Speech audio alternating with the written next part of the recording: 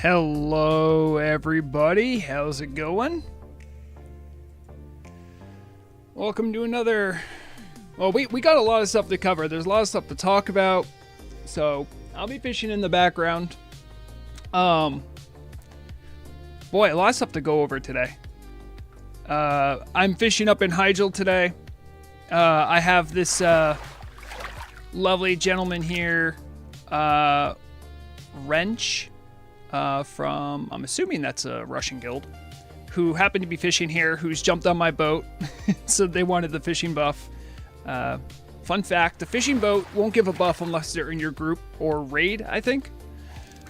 So they're raking in the fish, so to say. Hello to Sonic over in Twitch, Speeds, Loch Ness, Feronia, all the other lurkers. There's a couple of things I want to talk about today.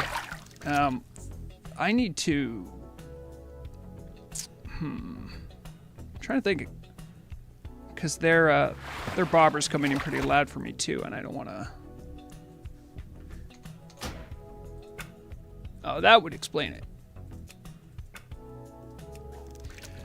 So, let's see. The class change patch notes for 1.18.1 came out. Another interesting but completely separate story came out in a somewhat related but unrelated subject with Void War. And yours truly is in New England right now, which... If you don't live, I mean, most of the eastern seaboard of the U.S. right now is either in the middle of or is bracing for a large winter storm. Right now in New England, it is bitterly cold. And tomorrow we are due for, hold on. Is this up? Oh, it's not up. It's not up.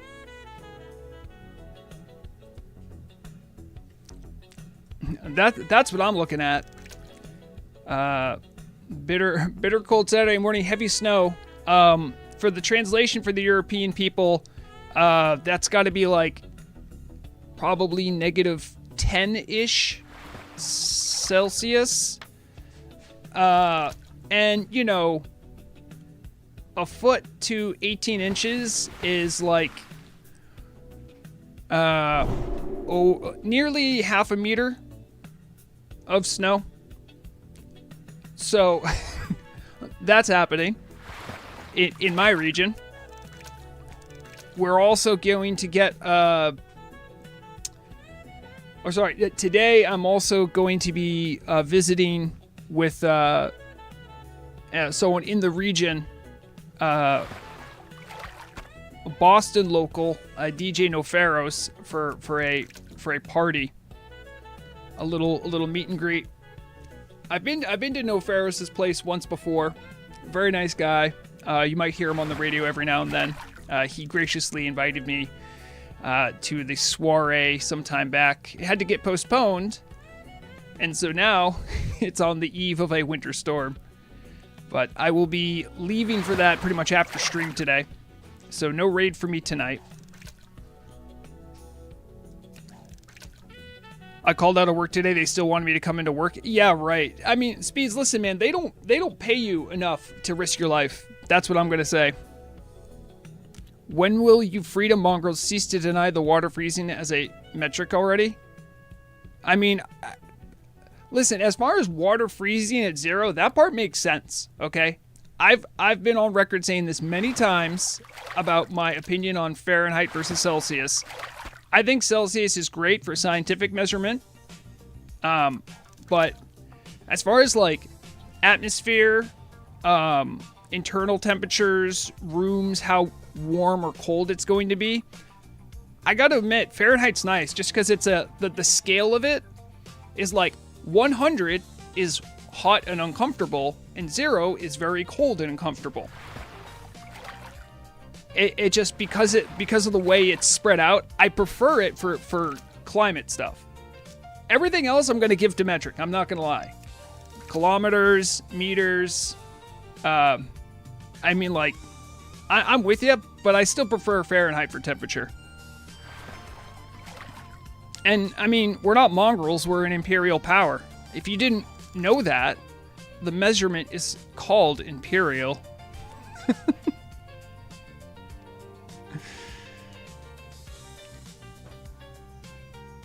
The new plane without a pet butt is weird, but on Hunter-like. Be a malware and rogue, basically. Well, we're gonna dive right in. Well, actually, but before I do that, I did have one other interesting news story I wanted to bring up that came across my news desk. To anyone who likes FTL, also I'm gonna turn the music a slight bit. I think it was like close to a year ago, thereabouts. I played and showed off a game that I was interested in, and I've played a little bit. Had a lot of fun with it. It's called Void War. It very much feels and looks like FTL.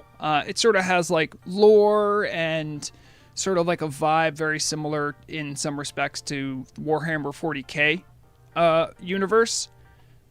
You know, it's like post-Empire falling, technology's lost, a bunch of inter-faction fighting, and it's very grimdark, right?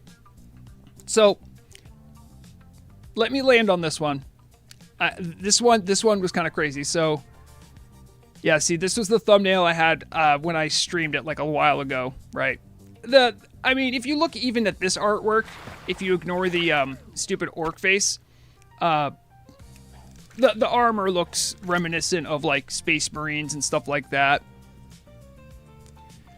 I'm still in the Void War Discord, and I see this announcement. I don't normally get pings from there. I don't really chat with anyone in there, but this was an everyone ping. This guy Morph is actually the lead dev. I think it's just a solo dev project. And he says he had a DCMA takedown notice from Games Workshop claiming copyright infringement. And if anyone else has played the game, that is I mean, there are certainly similarities, sure, but like, I mean, that's a stretch. And they're still trying to figure out if it's even like a legitimate DCMA takedown notice. So I even went into this is what my Steam library looks like for Void War. It just denies that it exists, even though I've purchased the game to support the developer, enjoy the game, all that stuff. I'm like, what? And it's a super cheap game too, by the way. I mean, so I was gobsmacked by that. I found it interesting though. You know, the parallels with Turtle WoW are there, right? Someone tries making something in a similar vein, and obviously Turtle WoW and the copyright is a little bit clearer, right? than something like Void War, which was its entirely own game, which is why it's like, it's one of those things where I'm like, yeah, seemingly you can't ever win, right? If you try to imagine something in a similar space, it's like, nope, we own this very concept. If you need any more proof, I suppose the proof isn't there. This could be like someone claiming to be Games Workshop and doing a DCMA, but Steam's usually pretty up on their stuff, so I don't know about that one. But I mean, I was actually I was in that Discord going, damn, first Blizzard goes after Turtle WoW, and now Games Workshop's going after Void War. And it was interesting because I saw a couple people in the Void War Discord going like, oh yeah, I'll play Turtle WoW. Blizzard went after them? And I'm like, the hell? That's right. Palworld did push back Nintendo on some of their stuff, so there is some hope, but you have to understand, right? This Morph guy, he's a solo dev team. He's making all this stuff himself. He's done a great job. The game is fun. He's continued to add content to it over time. I feel so bad for the guy, you know? I mean, he's not going to have the capital to kind of like challenge that. He has to figure out all this stuff on his own, and he's a game dev. He's not a lawyer. So anyway, I know the crossover between Turtle WoW players and Void War isn't huge, or maybe it is, but either way, if it ever gets back up on Steam, give it a try. I would say that, you know, support independent game developers trying something in a similar space, because, you know, the road is difficult, and I wish all the best to Void War in in that strange thing they're doing, as far as getting a takedown notice from Games Workshop. It's not even that big of a game, which it's kind of what I found to be funny there. One other thing. Let's see what I caught here so far. No stone scale. That's interesting. What do we got? Stone scale? Yeah, none. I wonder if when they fixed the broken pools, if they changed Hyjal to be a little bit worse. I don't know. So, let's see, there was that. What else do I have in my notes? Ah, yes. I was reached out to, I guess overnight or early this morning, depending on how you look at it. Meow has done more stuff with Vrograg chat control.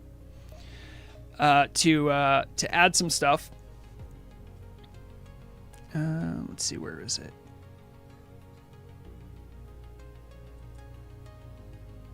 Oh, maybe I didn't put it in?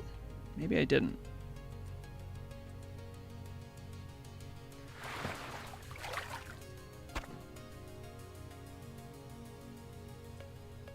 Yeah, let's put this up. So, Meow, who makes the Vrograg chat control add-on for messing with me while I'm playing, I'm only pointing this out to be like, these are the two zips, right? The most recent one is the new one. Can anyone see the size difference? And this is just the zip folder. So there's some new stuff coming in Vrograg chat control. I do actually even have it. Obviously, I'm not really playing much right now, but I can enable it if anyone's on Nordinar and wants to test out some of the new stuff. Let me get that activated. Pretty sure I have it on.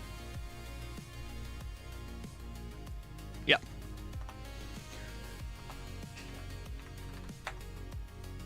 And then I have to join Vrograg. I think it's CTRL. Am I actually in? I am in. Vrograg CTRL.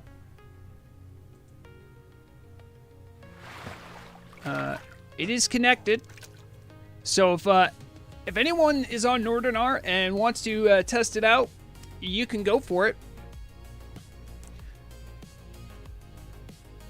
There was a bug fix so that there was some kind of a thing would stop showing up and messing with me.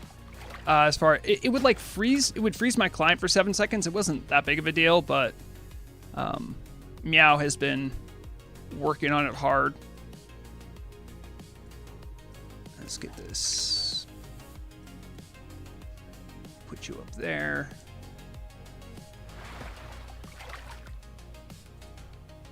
All right.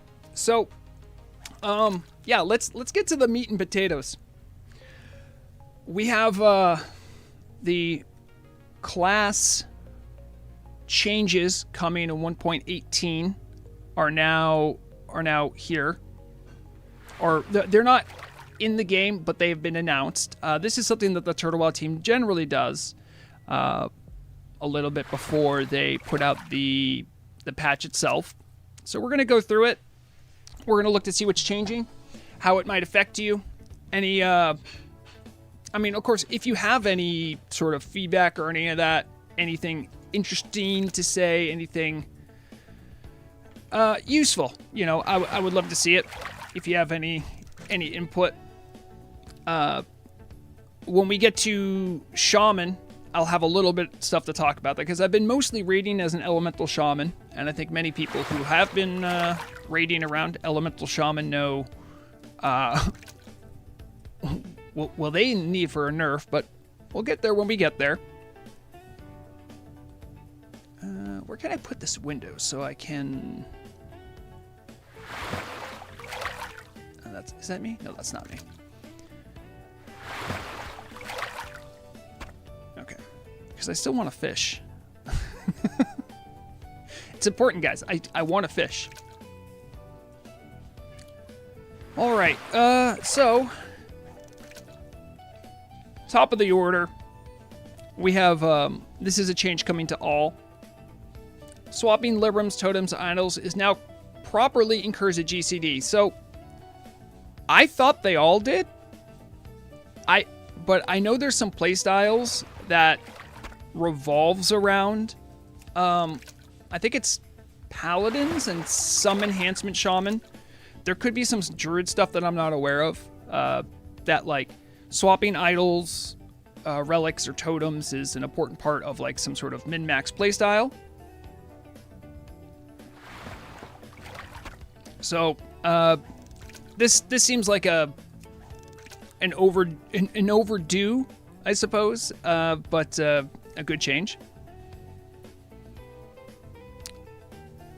You guys know I don't do PvP much. I don't know what this means as far as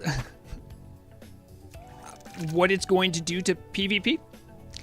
It says the PvP dampening debuff introduced in 1.18 will now have a dynamic reduction of magical and physical damage based on your class spec instead of a flat number for all classes. I don't know how that's going to pan out.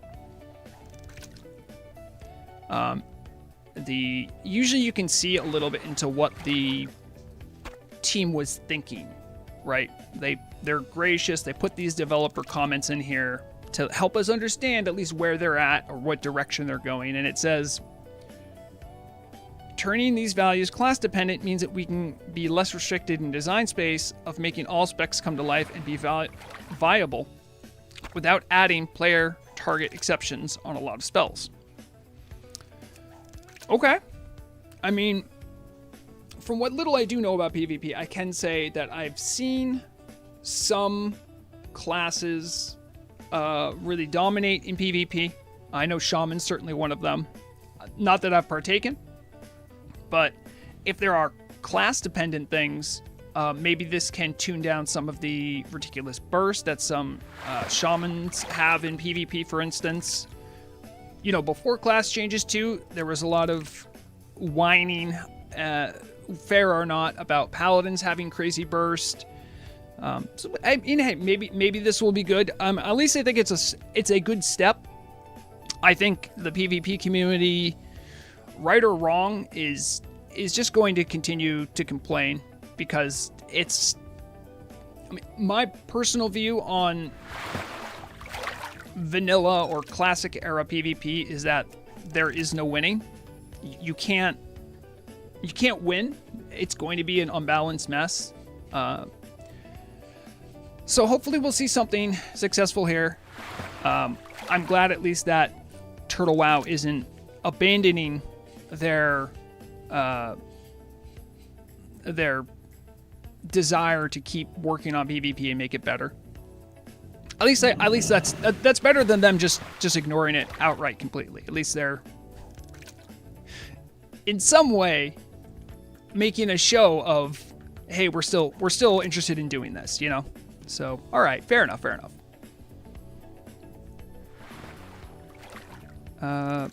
So Druid, not a class I'm very familiar with, but of course I raid with a lot of Druids. I talk to a lot of Druids. This first one at the top is sort of a thing that I'm more colloquially aware of.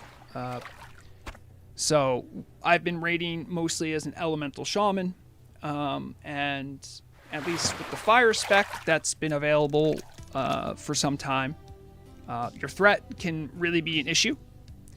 And I can tell you there's a night and day difference between having a druid be a tank for me in raid versus not a druid.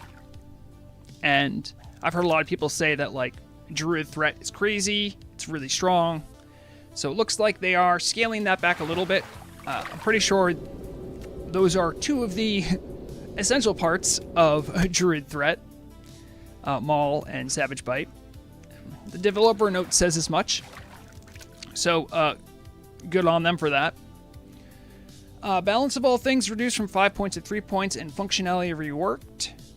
Damaging a target affected by insect swarm with your Wrath spell returns 10, 20, 30 if all its mana costs back to you.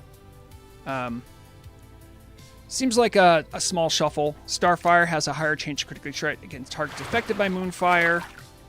That seems good. I mean, I've seen some Druid Boomkins do really, really good damage, so I don't know if this is going to do much to negatively or positively affect them. Looks like not much. I don't think much is going to change for Boomkins.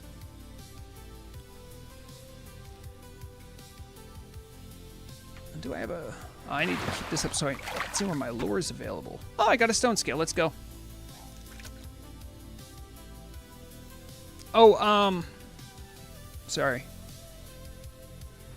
In the chat, right. Commands.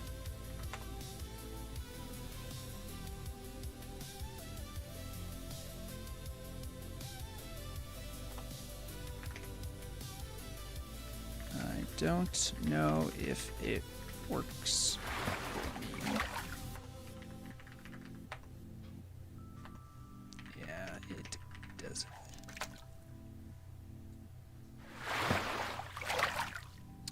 Make sure I got that right. No, that's not that one.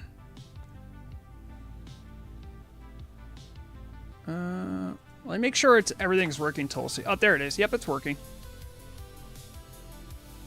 There's a new chaos input. I know one that Meow was quite excited about, called Matrix. If you want to try out that one, go for it. All right, sorry about that. I was just making sure the Vrograg chat command thing was actually working.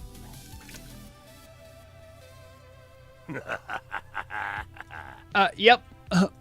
Looks like it's working.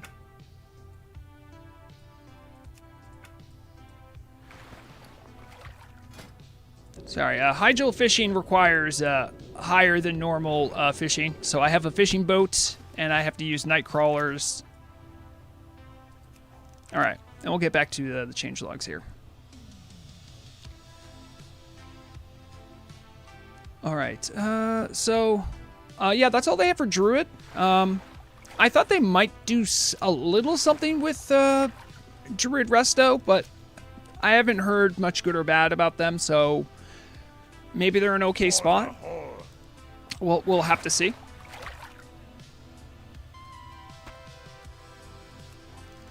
All right, on to Hunter. So I think going into this, a lot of people know that with what's been going on with Hunter has been the melee Hunter has sort of taken the spotlight as far as their premier damage dealing ability. There were some things that weren't functioning with Beast Mastery. So there was a lot of work to be done in this space. And it looks like pretty much that's what they're covering over here. Specific, it says Range Hunter variant of Hunter has been one of the least changed classes in Class Changes 2 and has fallen behind other damage dealers. And Melee Hunter is not only in raw DPS, but also in terms of gameplay.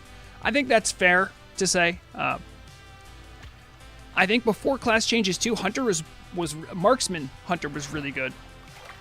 So it looks like they're just keeping up with the Joneses here. First off, we have Aspect of the Viper. This is an interesting spec. I think I know why this is. I know there is some situations where melee hunters really fall behind in terms of mana. that they have serious mana issues. That is in large part to the heavy cost of the traps that they use to do really good AoE damage and some reliable single target damage. Remember, survival hunters can drop traps mid-combat. I'm not really all about that. I mean, like, I've played Rexana. I did the whole leveling challenge with you guys. And I have to say, as far as, like, Rexana trying to be like Rexar, it kind of fell a little flat for me because I'm like, I don't feel like Rexar would use a lot of traps. That being said, though, this has definitely been something that I've heard from a lot of hunters that they have mana issues. So, Aspect of the Viper being a new option, at least to help mitigate some of that mana issue, that's good to see. True Shot Aura. Now we're moving on to some of the big marksman stuff. True Shot Aura is now baseline, learned at level 40. So this is sort of a big deal, right? So in the past, the only way to get True Shot Aura was to be a marksman hunter, I believe. And this is sort of making it such that anyone can do it. If you're a survival hunter, you can have it because now it's baseline. I think this is sort of an L for marksman, but I'm holding my breath to see what else is in here. But, you know, in a similar way, I mean, maybe hunters feel differently about this, but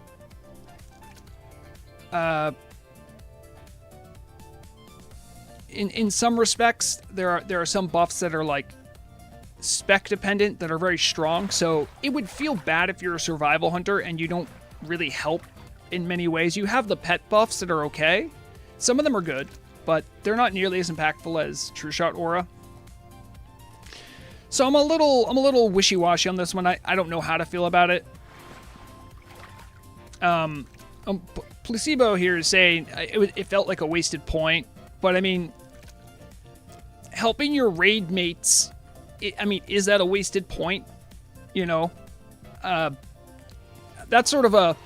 You have to remember that I enjoyed the buffing qualities of shamans, right? So like back in the day, getting enhancing totems, like making my totem stronger, was like a choice you would make because you're like, I like helping my group, right? So obviously you're welcome to feel that way, but for me, I'm like, it doesn't feel like a waste when you're helping your party or your raid. So yeah. So anyway, it's going to be baseline. Increases the attack power of party members within 45 yards by 3%, plus an additional 30. So it's slightly toned down too, I guess. Honestly, with the way melee DPS has been recently, maybe fair. All right, so Steady Shot here is now baseline. Again, you'll have to forgive me. I mostly did Rexana as... no, I almost exclusively did Rexana as melee, so a lot of these range abilities I'm not as well versed on. I know Steady Shot was a big deal when it first came out. We believe such a core ability should be part of the baseline kit, so we're returning Steady Shot as one. Alright. Marksman Hunters, let me know what that means. What I'm interested in, I was really interested to see this volley thing. It's now a 3-second cast instead of a continuous channeled ability. I do caution about this. This is like grounds for my tinfoil hat kind of thing. So Elemental Shaman's got a cool new ranged AoE ability called Earthquake. It's also a cast ability. But what it doesn't have is it doesn't have a reticule. So it can feel really bad because if you target the wrong mob in an AoE and it dies before your cast is done, you lose the spell and you just stood there for 3 seconds doing nothing, or like, 2.5 seconds doing nothing, and that doesn't feel good. So hopefully it will remain a reticule spell, because I believe the base version is the original channeled version.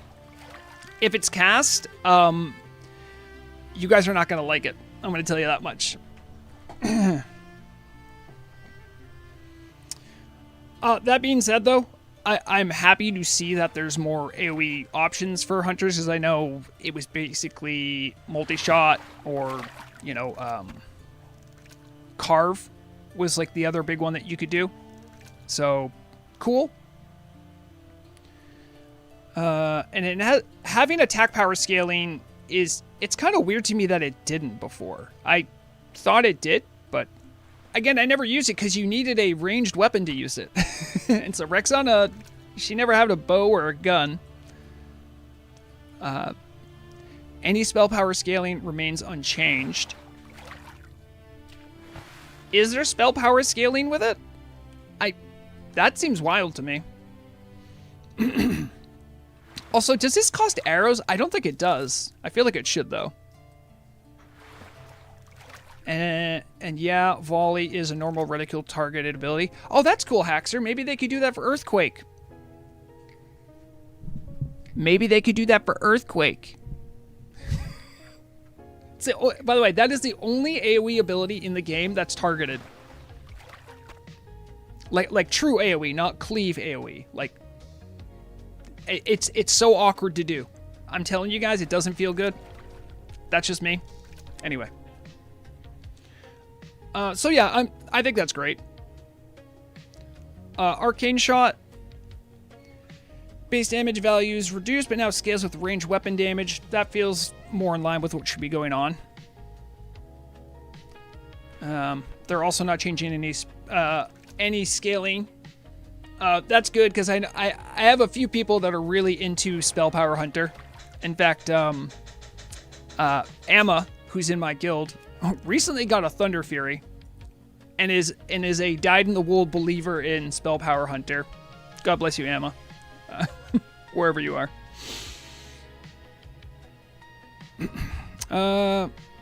Other changes: Rapid Fire now also decreases the cast time of aim shot and steady shot. It's kind of silly that it didn't, but that's great too. If you're wondering what the tapping noise is, that's Murag making cookies for the party later. Yeah, and it's my door's almost done. So we're gonna get into the marksman stuff. Again, I'm gonna be really out of my depth here. All right, so aim shots coming back. They've already talked about that a little bit. New keystone, experimental ammunition.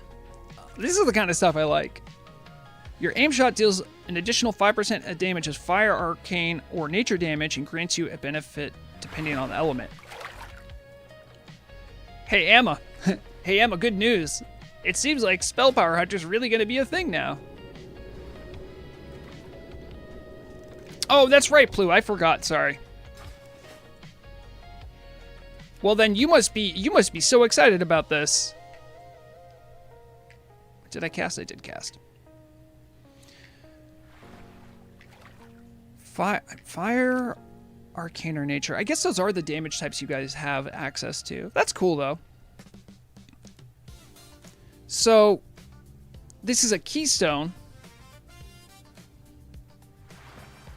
So it seems like it's going to be like a buff of some kind that you put on yourself, maybe? I'm not quite sure how this is going to work. So fire ammunition's good for multi-target. Arcane weakens its resistance to magic. Interesting. That's normally the domain of only warlocks, so that's... I mean, that's great. That does... I mean, Hunter, in many respects, much like old rogues, did have some of the, what do you bring to raid? That's pretty cool, that they can weaken target resistance to magic. Increasing magic damage taken by 3% for 6 seconds. That's going to really make Marksman even if the numbers don't pan out, that's going to make them like a must-have. Like casters are really going to want that, so that's great. Because it doesn't say it's a party-wide buff; it says it's just a enemy buff, or enemy debuff.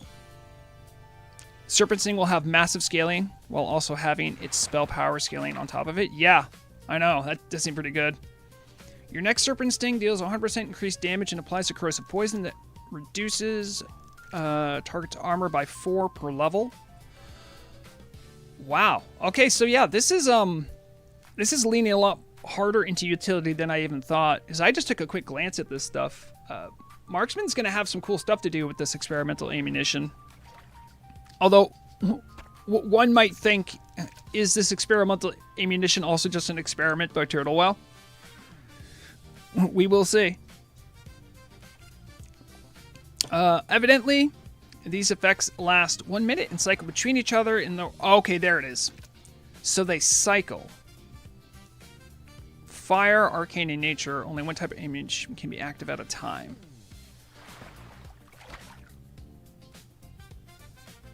I wonder how that's going to work. The developers say the goal of this talent is to give unique thematic effects to existing abilities that reinforce their roles while encouraging use of aim shot and lesser used hunter abilities in combination with it. Okay. There's like a little bit of this, right, with boomkins, right, where they want to rotate arcane and nature damage. So this will make marksman a lot more dynamic. They'll have to pay attention to which buff they're giving and then act correspondingly. All right, I can see this, and this might act. This truly, as Emma's saying, this might open up a lot more for spell power hunter to be a thing. Haxor says this reminds me of Cataclysm Demonology a bit. I never played Cataclysm, but I will take your word for it. All right, so we have. New capstone, lock and load. Your steady shot, aim shot, and arcane shot critical strikes have a chance to reset the cooldown on aim shot and trigger lock and load last 10 seconds until you cast aim shot. Reduces the cat's time of aim shot and causes your aim shot to damage all enemies in between you and your target.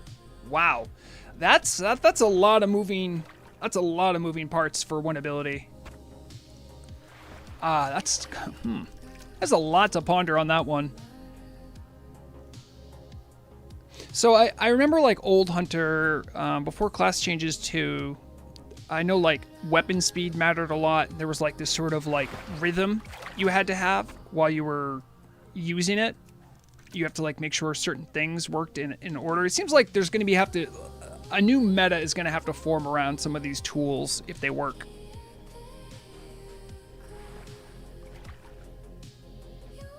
Yep, we need to position to hit as much as possible with aimed. Well, yeah, exactly. This is nice, though, too, because it's nice to see hunter placement mattering a lot as one of the most mobile classes. No, probably the most mobile class in the game, especially during encounters. Adding where you're positioned, like that mattering a lot, I think that's really big. I think that's a win for any hunter. So that's cool to see. All right. Improved stings. Damage. Serpent Sting. Mana drain. Increases the mana drain by Viper Sting. I could tell you PvP that could be problematic. Certainly in duels that's going to be strong. Increases mana drain. Ooh, oof, oof. You're in a battleground. Hunters are already hard to get a hold of, but now they can stay out of your range, slap you with a Viper Sting, and then keep running away while your mana goes. PvP Hunters on the menu, boys. Ugh, that's going to be tough to deal with. And I say that as someone who has a hunter. I've also fought hunters in battlegrounds, and I'm not good in battlegrounds, so I don't know what to do about it. But I hate how they have better range than I do. So that's going to be tough. Improved Scorpius King is removed. Most of the effective is merged with improved stings. I like that. That's fine.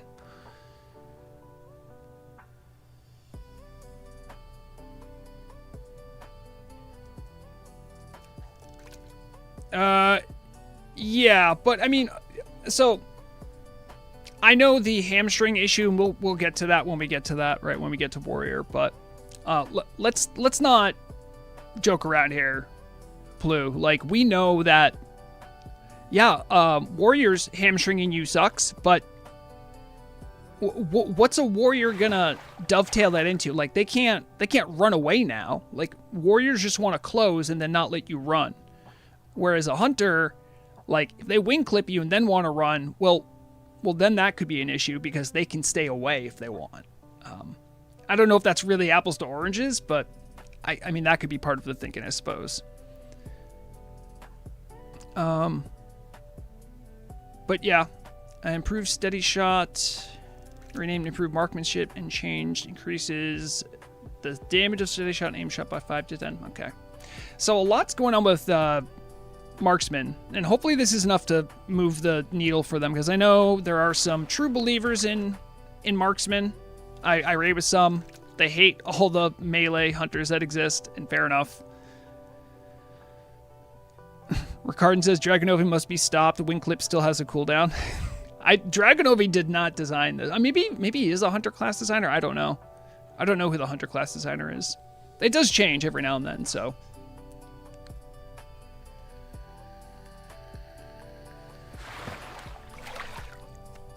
So this is the one that I was most curious about because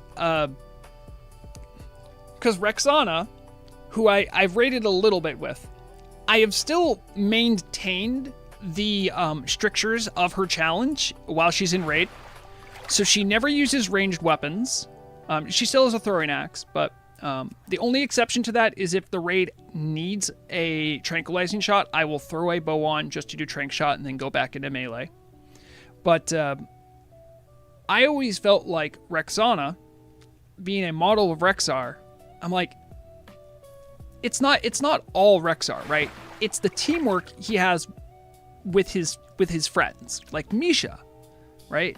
So I'm like, well, I want that to be reflected more through the talents, and I tried doing like a weird amalgam of like survival and beast mastery, and they don't really, they never really paired well together, which I always thought was a lore fail because of the existence of Rexar. And plus, there's baited shot, right? But baited shot doesn't is for ranged weapons only, and I'm like, oh, that kind of stinks. So there's no reason for me to go deeper into beast mastery. So essentially, I was just a strictly worse melee hunter who insisted on using their pet. Well, I mean, Plu, I think that's because it didn't work. And I remember someone told me that. It's like, no, it's just not functioning. So that might be why it was the worst thing. So that's kind of that's the mindset I go into reading these changes. In the last patch, we reworked Beast Mastery, but the changes did not hit the mark. Was the pun intended, Turtle Team? That's my question. Endurance training increases health buffed from 1, so they doubled the health. Is endurance training for you and your pet? I think it is. Thick hide, armor value buffed, so that's also effectively doubled. Pets have been too fragile in open world content. These changes should restore some of their durability. Fair enough. Scent of blood. Your attacks have a chance to send your pet into a rage, causing it to deal 40% additional damage for 8 seconds. You love to see scaling pet stuff because that's the only way they're going to be effective. Bestial Wrath is back, which is good because if you watched my Path of Rexar streams, Forest Master, I'm pretty sure Forest Master used Bestial Wrath to make his animal companions bigger, and they would do something to like lock them in place as far as size, but I could never prove it because by the time I got to level 60, like I think like the patch happened and I'm like, ugh. So I never got to try it. I could have when I was leveling up, but I was too busy leveling. So send your pet into a rage, giving it the scent of blood effect for 18 seconds. So they're doubling down on that scent for blood thing. While enraged, the beast does not feel pity, remorse, or fear, and it cannot be stopped unless killed. So that will help it in PvP, of course. You can't just scare pet or CC the pet. I guess you could polymorph, right? There's a couple things you can do, but a fear is a regular one, right? Multiple classes have access to fear. 1.5 minute cooldown with no global cooldown. All right, that'd be nice. You can macro that up. It's been highly requested. See, guys, look, your whining does affect the team. You can see it right here. One of the most requested abilities to return. We agree it is iconic, so we are restoring it with an additional method of activating its effect for a limited duration. All right, good stuff. Kill command, moved to the capstone talent and reworked. Give the command to kill, causing your pet to instantly attack for 50% of its attack power. Could only be used after a hunter lands a critical strike on the target. I think that's pretty much what was going on here beforehand. It did require too much setup. Also, I think something with kill command would work where, like, the kill command attack by, like, the pet would somehow give threat to the hunter, which was very awkward. But yeah, and there it is. Baited shots removed. It struggled to fit in the hunter rotation. For that reason, it has been removed with its core concept preserved. The scent of blood talent to barbecue is over. The only thing I'm going to miss is the icon. I liked seeing that icon. It was cute. It made me fun. It made me laugh. It was Plu, but I mean, it was like the only thing that helped when I was playing as Rexana. I'm like, well, I still have so I could still do kill command, I guess, right? We'll see how that pans out. I think Hunter's probably bar none, probably the most heavily altered and changed class. I remember I glanced through all the notes, so. Now we're into survival. Alone against the world. While you have no pet under your control, and damage dealt is increased. I think there's definitely some argument to be made that, like, Hunter being a pet class is part of its core identity, but that being said, allowing for this allows for more freedom of different styles of play. I think someone in chat even said this just makes a survival hunter a male-wearing rogue, which, having done a lot of raiding as a rogue, I would have loved to be able to wear mail sometimes. So we'll see if that can move the needle, though. Sure-footed now increases hit chance by an additional 1, 2, 3 while dual wielding. This is a huge win for Rexana because I only dual wield axes. Love to see that. Has struggled to reach hit cap, and this change should help players. That's true, actually. As I've geared up with Rexana, I've had to so heavily weigh hit as a big priority because offhand weapons have a huge malice of hit applied to it. And of course, you also have to deal with, white weapon damage issues. Hit doesn't change that, but it does change your ability to crit, I think, with offhands. So hit's always valuable, much like it is for rogues. So this will just help in general. And lacerate damage increased from 35 to 40% of immediate attack power. Extra damage from the sides increased from 10 to 15. No longer makes the bleed tick faster when struck from the sides. I still like the concept of hitting from the side. I think that's great. It's just hard to know when you did it. And I just say that as someone who's more passively has just played a little bit of survival and enjoyed it. But I'm like, okay, am I on the side? Does this count? Or am I too far to the back? Because you don't want to get too far to the front. I think the only thing that I wanted for this particular part of gameplay was some sort of way of knowing it's a side hit. That's all. Because, I mean, for rogues who have a lot of back-only abilities, you're in the back because you can't backstab if you're not in the back, right? But if you did that with lacerate, well, now you're going to be, like, failing to do it at all.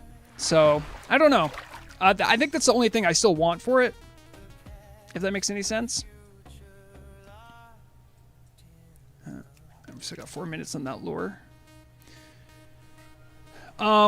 This is there's only one change for Mage. Mage is still in a good position. And again, this is one that I've heard a lot from my raid leader who's done Mage and other mages as well. This was one that was kind of annoying, where you with Frost, you want to keep up your ice barrier because it gives you damage buffs. But if there's like little dots or you get clipped by something, you then have the choice to make: do I waste a GCD to put back up my ice barrier, or do I just do less damage? So this change essentially just separates the two effects, so that like if you lose your ice barrier, you still have the ice barrier benefit, and it'll still require you to do ice barrier once every minute. So this is just a nice quality of life fix. Nothing too crazy for mages though. Arcane removal. I wish. I only say that because I've done Fire Shaman a lot, and I'm always making sure I have a Fire Mage. I'm like, hey, any Fire Mages in chat?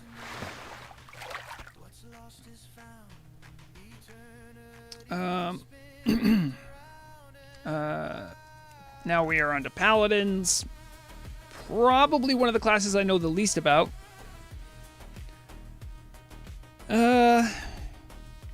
Consecration has been underperforming in faster-paced content due to its slow damage profile.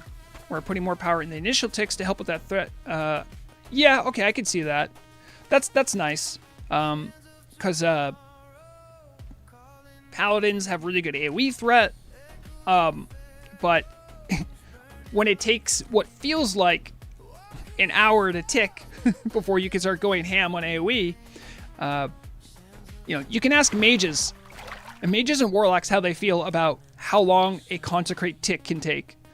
Because they want to go in and they want to do their AoE.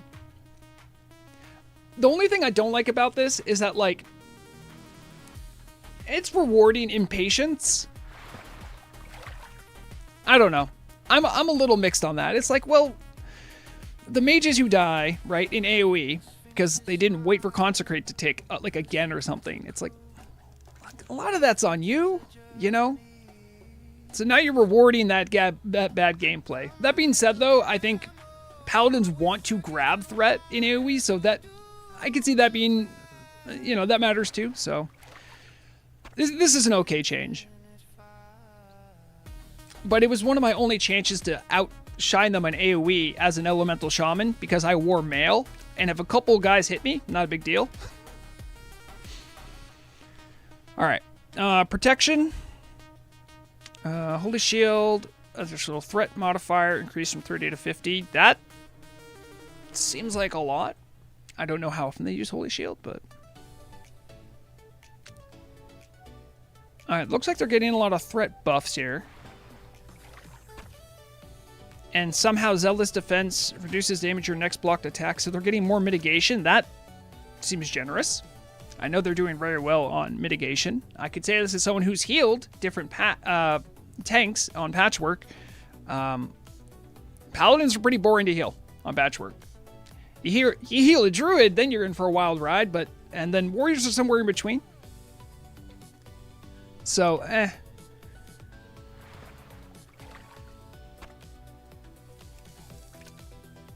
Retribution. That's their DPS spec.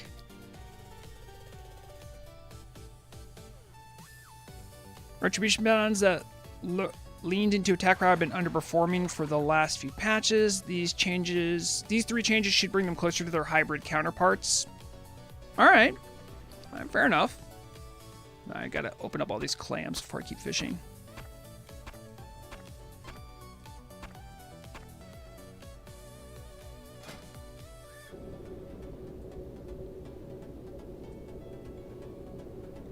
They're trying to buff our other tanks, bears. I mean, we did... yeah. The only thing they tried to do is... They removed they lessened the snap threat, I think, of bears a little bit. And that was at the beginning of the changelog. So, I mean, this is fine. I mean, I think it's good that they're at least giving a little bit of love to the non-spell power-based paladins. I feel like spell power is part of them. I could be wrong, though. Holy Daybreak. Base healing value reduced a little bit, it looks like. And healing power scaled reduced. Yeah.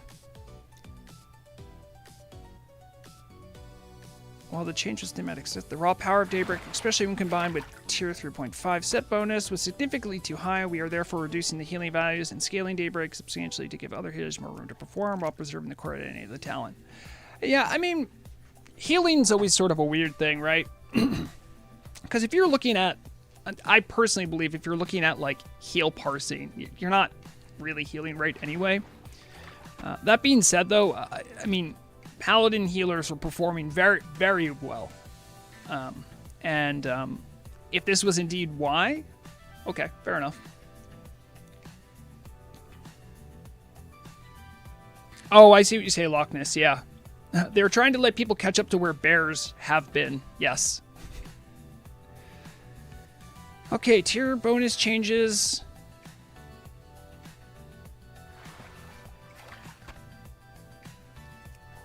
The prot getting more from 3.5 is interesting.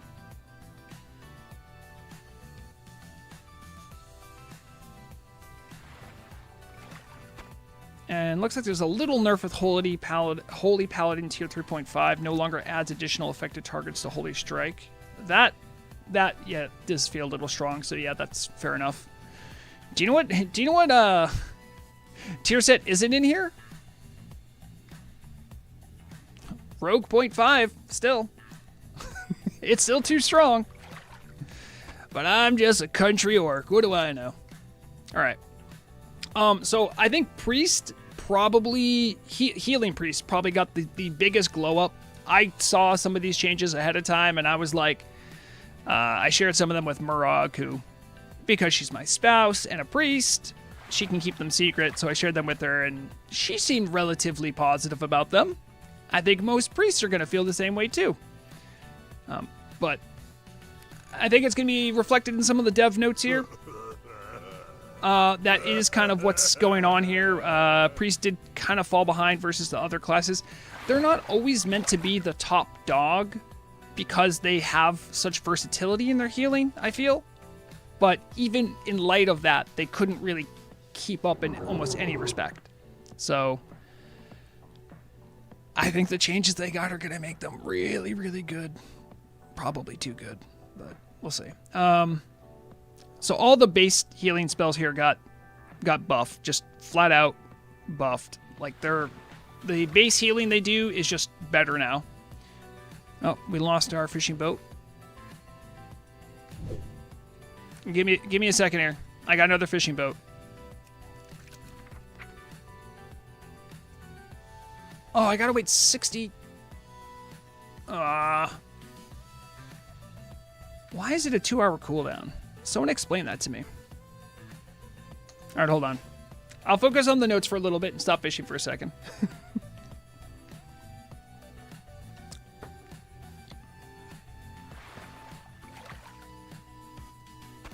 All right.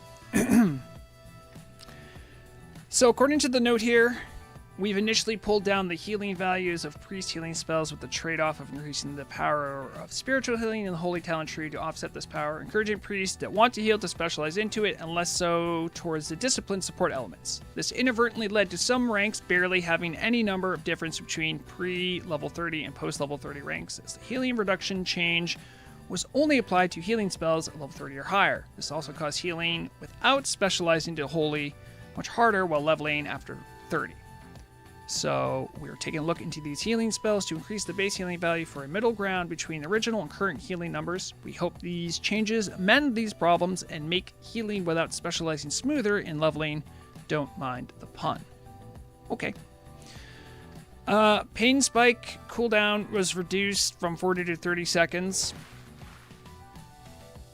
I do occasionally use that when I'm leveling my priest. 40 seconds does seem long. Will this have an impact on PvP? Probably.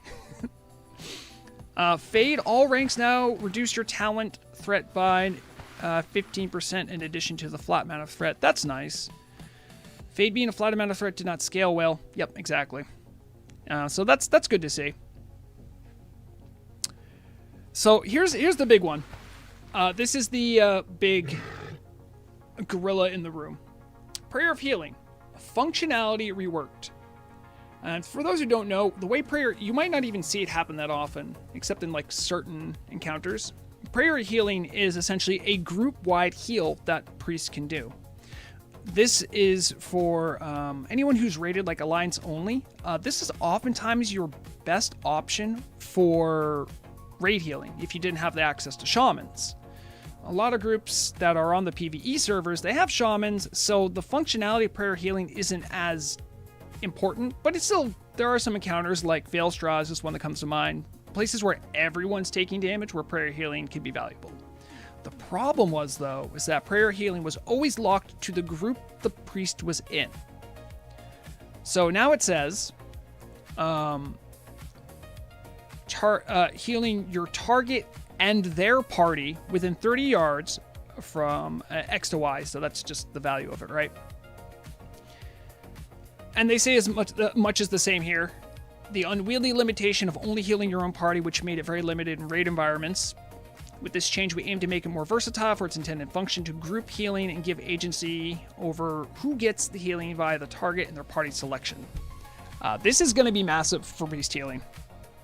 I can't say enough about this. Like, chain heal hits 3 people. Prayer healing hits 5. Now, it is mana hungry too, but priests also have some really good mana sustain options. So this is going to be something. This is going to be very valuable. And my only advice about it is, paladins, don't heal snipe it, because it does take a while to cast. Lightwell, they've tried doing so many things with Lightwell. I'm kind of excited about them still doing more stuff. It's true Haxer, but I mean you can't deny the power of it. Like, I don't think it's not going to be in the same way for like a shaman who's going to be spamming chain heal, but like in areas where there's a lot of damage going out and sort of like a burn phase or something like this is going to be massive for priests. Because like if they still have mana, like they can go through. I'm thinking of something like in Kara 40, like the chess encounter, where there's a bunch of raid-wide damage going out, everyone's getting hurt. Allowing a priest to do Prayer of Healing to, like, you know, the tank group all at once, that's going to be great. So, yeah.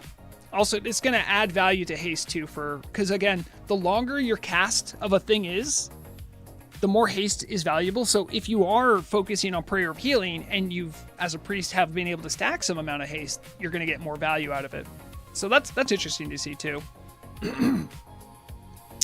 So Lightwell now only has 1 rank chosen. Cooldown is reduced to 5 minutes and its functionality is reworked. Creates a holy Lightwell at a chosen location. When healing a friendly target with lesser heal, flash heal. Also, why is lesser heal in this? Lesser heal is like you only use that at like sub 30, don't you? Heal or greater heal. The Lightwell will heal an injured friendly target within 30 yards of its location with Splendor of Light, healing it for an amount equal to 20% of the initial healing spell, depending on charge. Players cannot benefit from the effect more than once every 5 seconds. So this essentially, they're going to be able to put a beacon out, and when they heal someone else, this little thing will like activate and throw a heal to someone else. So, this is essentially priests getting 2 potentially very strong raid heal options.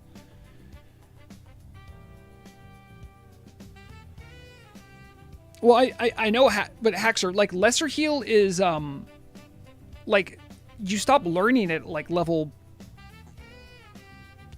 20? 25? I just don't know why it was included, because you're not getting Lightwell at that level. It's just weird that it even exists. I guess because it's like the same spell, maybe, but I digress. Now it acts as a limited charge healing amplifier, causing your healing to be repeated as a percentage of its value as a wounded on a wounded target if the target is within the range of Lightwell, and its healing amplification hasn't been triggered on the target in 2 seconds. So the way I see this working, if anyone remembers Arcane having like that reverberation effect with Arcane, that seems a little bit like this. Like you're going to heal someone, and then it does a little bump extra right after. And that's cool. No. Make Priest better. Tell Hexer to make Priest even better. I'm hearing from Murrog right now. This is a command I've received, Hexer, to tell you to make Priest better.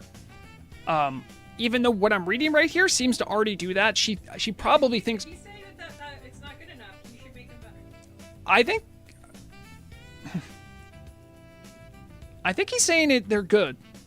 He's just saying prayer of healing is expensive as heck. Yeah. Yeah, that's why you downrank it. Yeah. Oh, you can downrank it too? Yeah. I don't know how many ranks there are. Oh, okay. All right. Well, there we go. Murrog's very activated and very excited about these changes, I think. Discipline, Searing Light, mana cost reduction increased from 50 to 60%. Hey, I love to see that. That's good. That's good.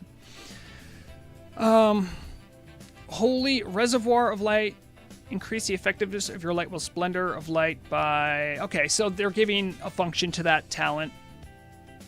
Yeah, makes sense. Spirit of Redemption. Even more Spirit Priest. That's going to be really good. New talent, Book of Prayer. Whenever you cast a healing spell, you regain a percentage of its mana cost if it's not a repeat of the previous healing effect of the spell. This is probably, hands down, one of my favorite changes that I see here. Because priests are such versatile healers, encouraging them to lean into their versatility is such a good thing. I love seeing this. This is great. I think this flavors well. It pairs well. Just no notes on this. Swift Recovery renamed to Empowered Recovery and also increases duration of Renew. That's going to be good. I know some priests do a lot of Renew stuff with the 3.5 set, so making Renew stronger for very well-geared priests, I'm sure they'll love that. New Capstone. Oh boy.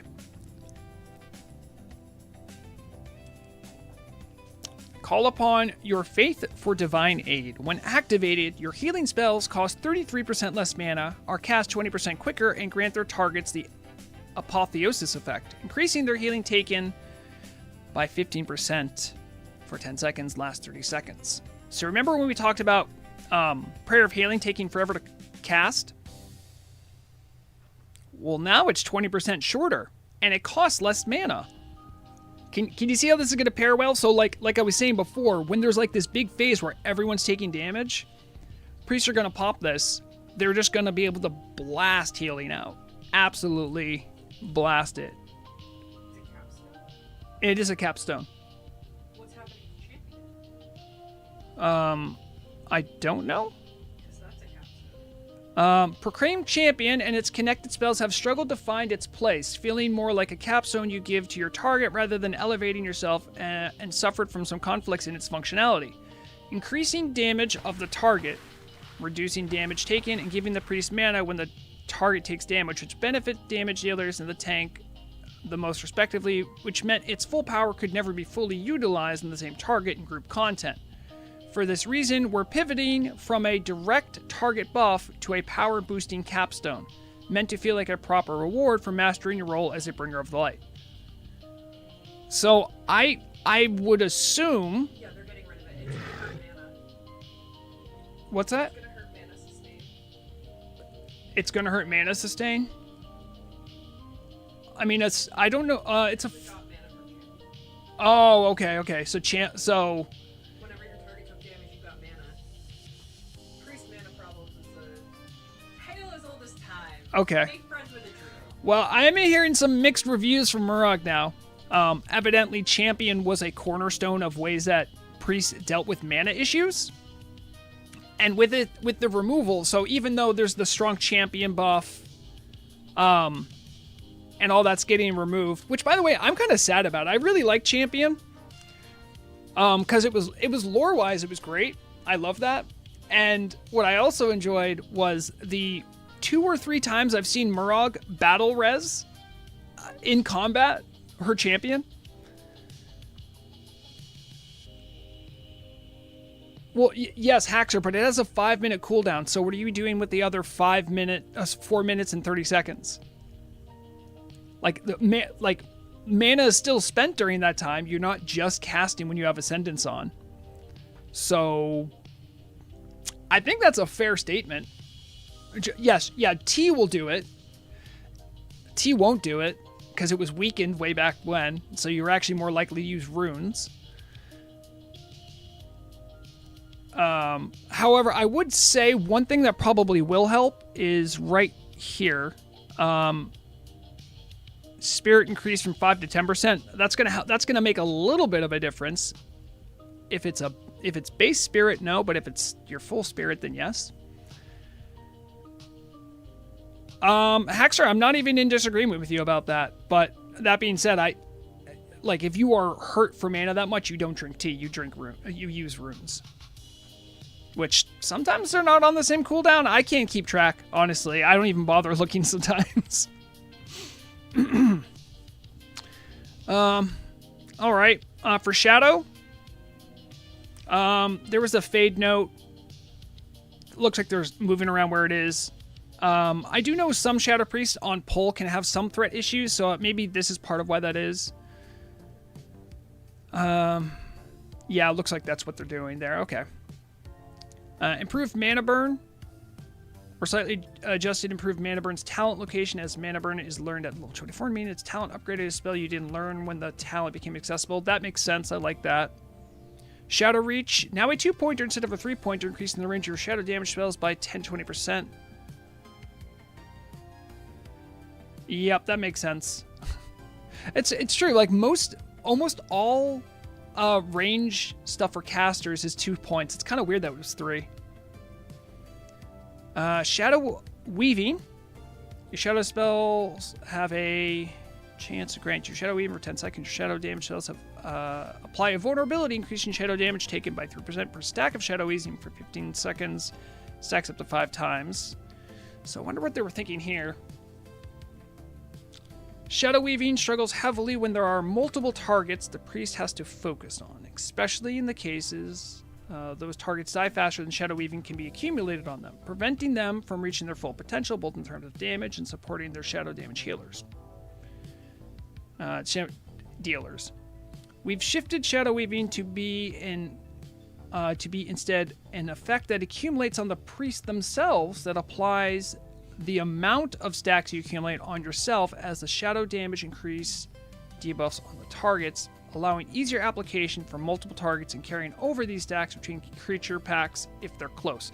This is good. I think this has been a general complaint, is that like when you're doing a bunch of trash in raid, you're like, so I'm just gonna multi-dot and just move on with my life, because like you can't do much else, right? You can do Holy Nova, putting your your life in your own hands, but it's still like the effect of Shadow Weaving is one of the most important things to Shadow Priests, so this is cool. Rogue hopefully got its desired nerfs. I believe it did, from what I've heard. Reduced scaling at lower ranks. Okay. And they say right at the top, we're generally happy with the recent changes to Rogue, as am I, and community feedback shows that the class is largely performing as intended. That said, in reviewing data across multiple environments, we've identified that Rogues is currently a bit overperformant in certain areas. Yeah. Like, when you're super early gearing as a Rogue, the poisons were way too strong, and at super late game, you have more energy than you can spend. That's an issue. So let's see what they do to address this issue. I mean, that's fine, right? Early access to higher poison scaling was result in stronger than intended performance during leveling and early gearing. See, that's an early gearing thing. This change smooths out that curve while preserving endgame effectiveness. Yep. Blade Flurry. Reduced energy regeneration penalty from 30 to 20%. Blade Flurry should feel like a powerful cleave tool without overly punishing resource flow. This adjustment helps improve its usability while keeping... I mean... Did they just buff? Yeah, they just... This is a buff.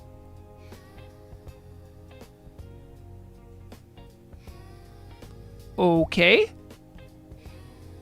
No notes?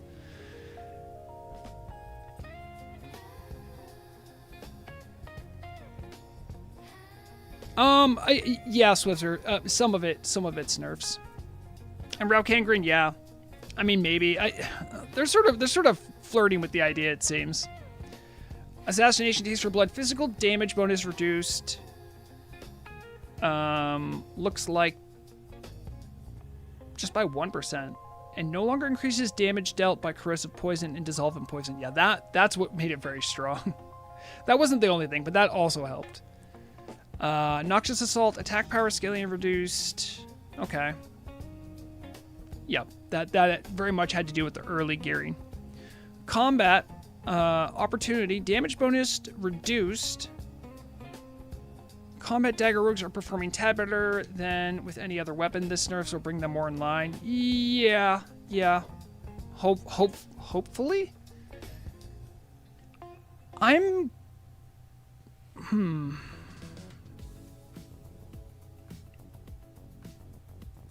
What I'm really interested by here is that dissolvent poison still looks as though it's going to damage without regard to armor, which is part of what made it so strong. I wonder if this is going to be enough to fix it.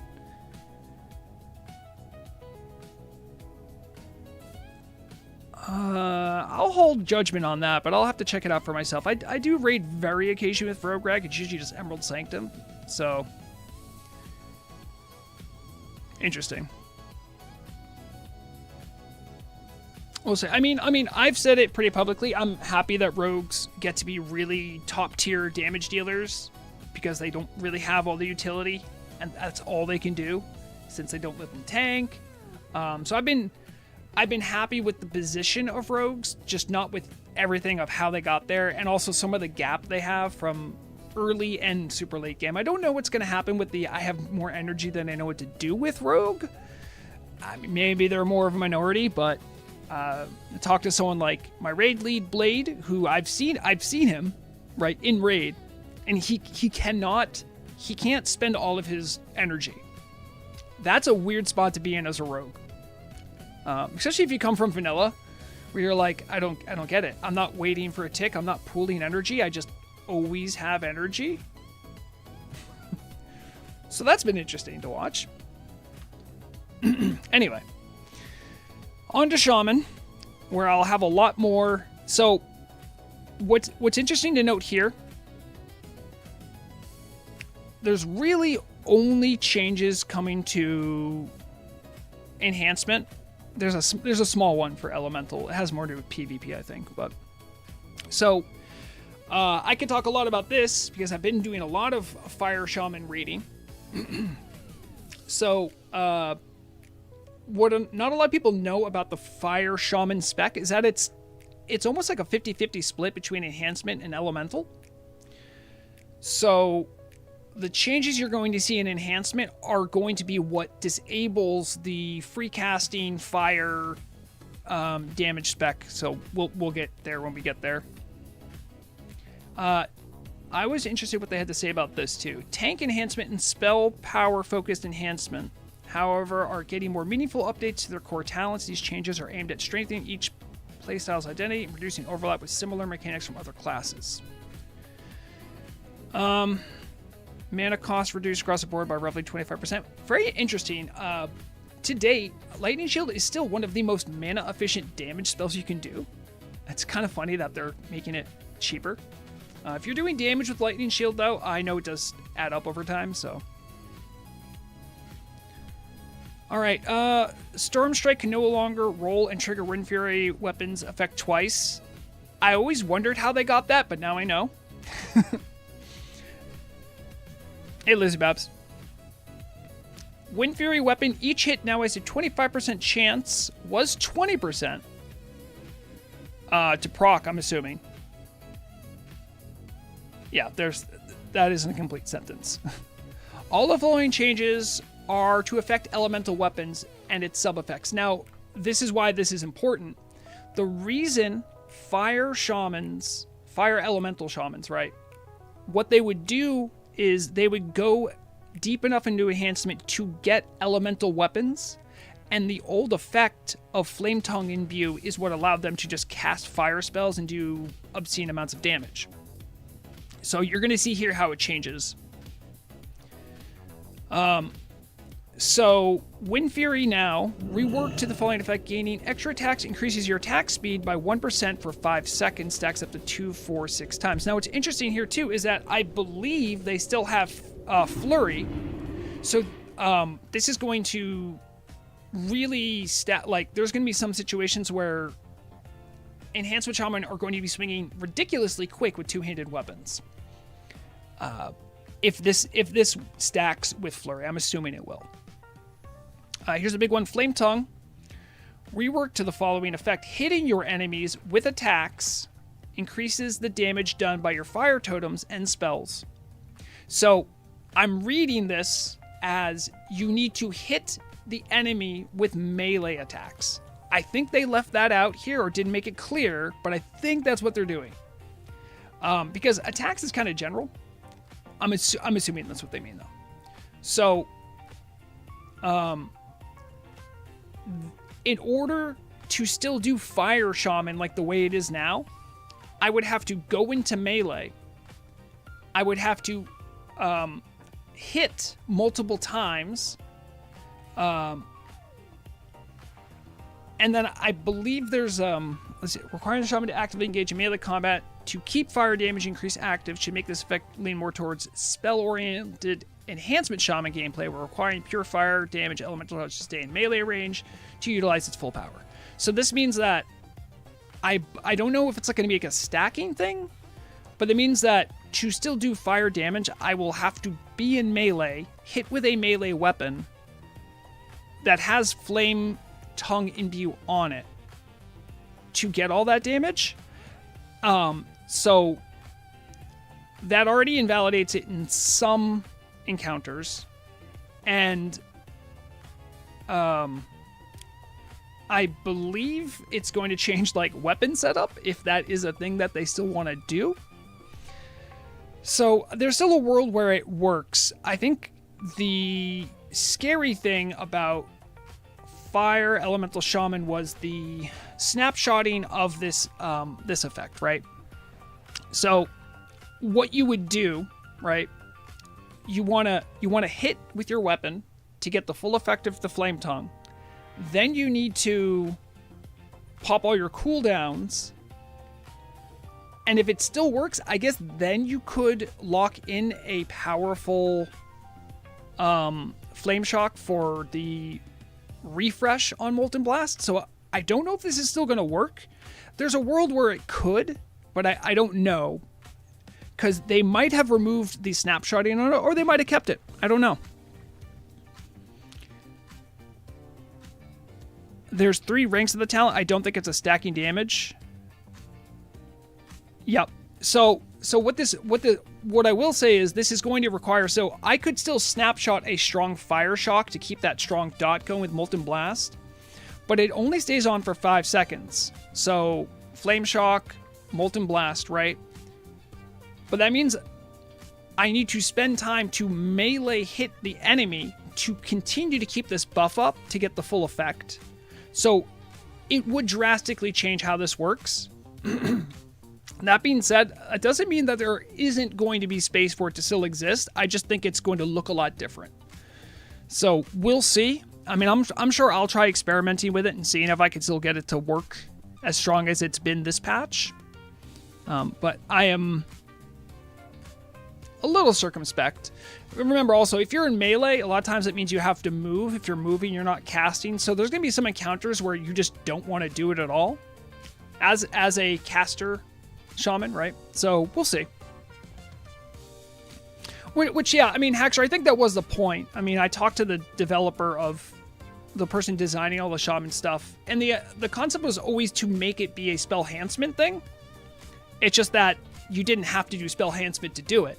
So the caster's 8, essentially. Moving on from that, because I could belabor that point till the cows come home. Rockbiter. We work to the following effects. Sorry. And I lost the page. Your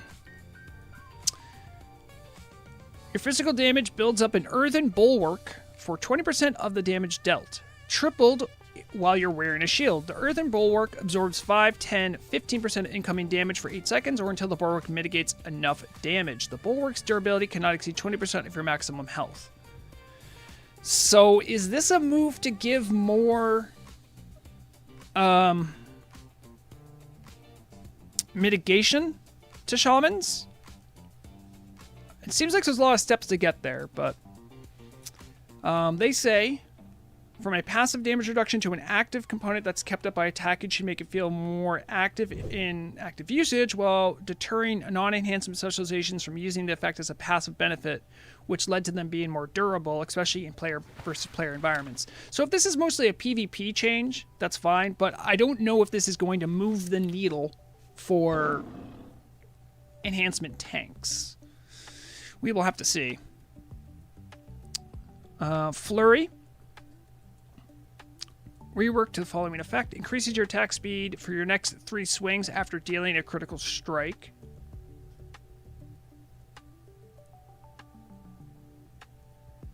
Alright, I don't know how much that's going to affect stuff. It looks like they're saying they're doing it for more spell-oriented enhancement. Which is kind of funny because, like, paladins need help getting their physical out, and shamans need help getting their spell damage melee out, evidently. Lightning Strike. Water shields. Attack power to mana ratio change from 20 to 1 to 18 to 1. Shields are essential vision of enhancement. They are the specialization create a sink of mana, especially in contexts where AoE damage is involved. This should improve the dependability of the specialization's mana bar. That's good. Yeah, because I know they've struggled with mana quite a bit as well. Some even using Flask of Distilled Wisdom, which is kind of crazy to me. Elemental. Eye of the Storm, renamed Call of Earth. Why'd you have to rename it?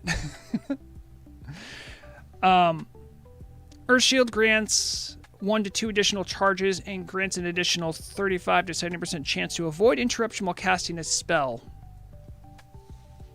Haxor, does this mean I can go back and solo farm strat with my shaman? It says a spell, not just elemental. This is huge. I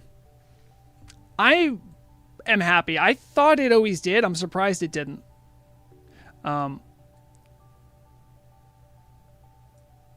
So, I mean, I will say, too, as far as Earth Shield, I would never use Earth Shield as a shaman. Even in Raid, there's like I would barely ever think about it. Like maybe on like Veilstraws or where there's a lot of pushback stuff, but even then it wasn't reliable enough to even bother. So this might be good. I think PvP this might have some implications, but we'll see.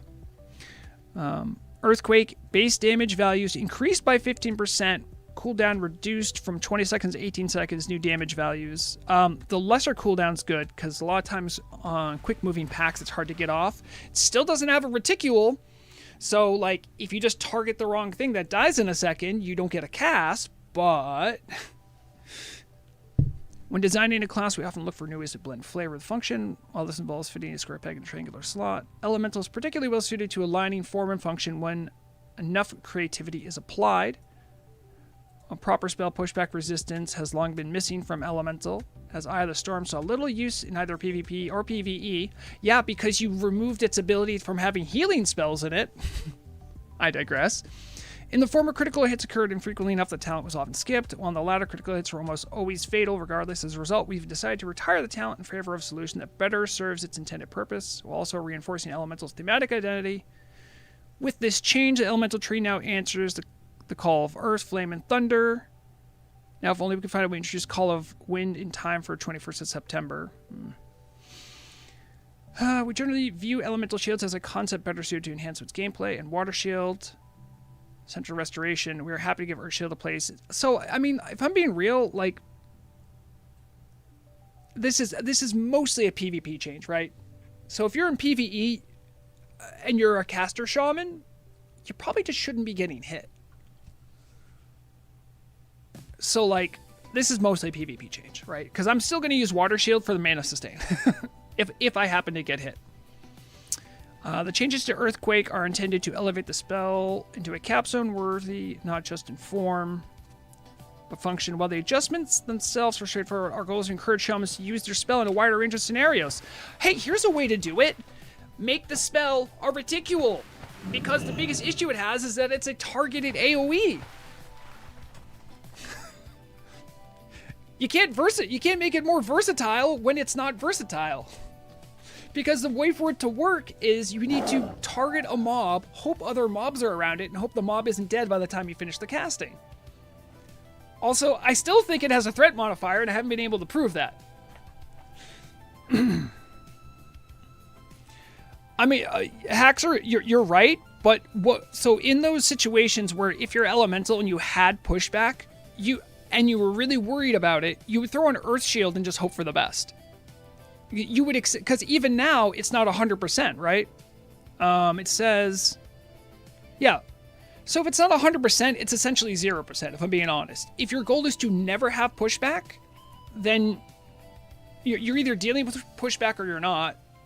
You're going to be dealing with pushback. It does give you a couple extra charges, but the health is sort of meaningless, right? Because I'll still give the health. Thaddeus must be terrible. Honestly, I've never noticed. I never use Earth Shield on Thaddeus. I'll get damage every now and then, but my Water Shield gives me mana, so I don't run out of mana on a fight where I have to use Greater Nature Protection potions.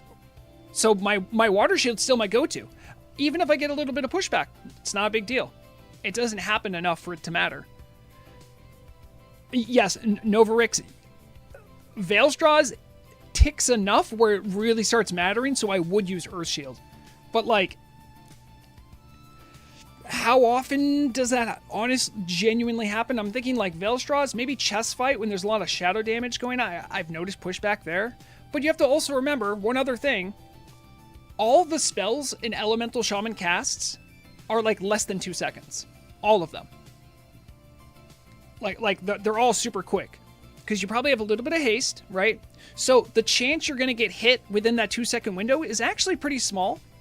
And the amount of time you lose from that pushback isn't as big. Whereas if you're casting like a 3-second long like Shadow Bolt or something, that actually starts stacking up. A fight like Veil is you get from ES.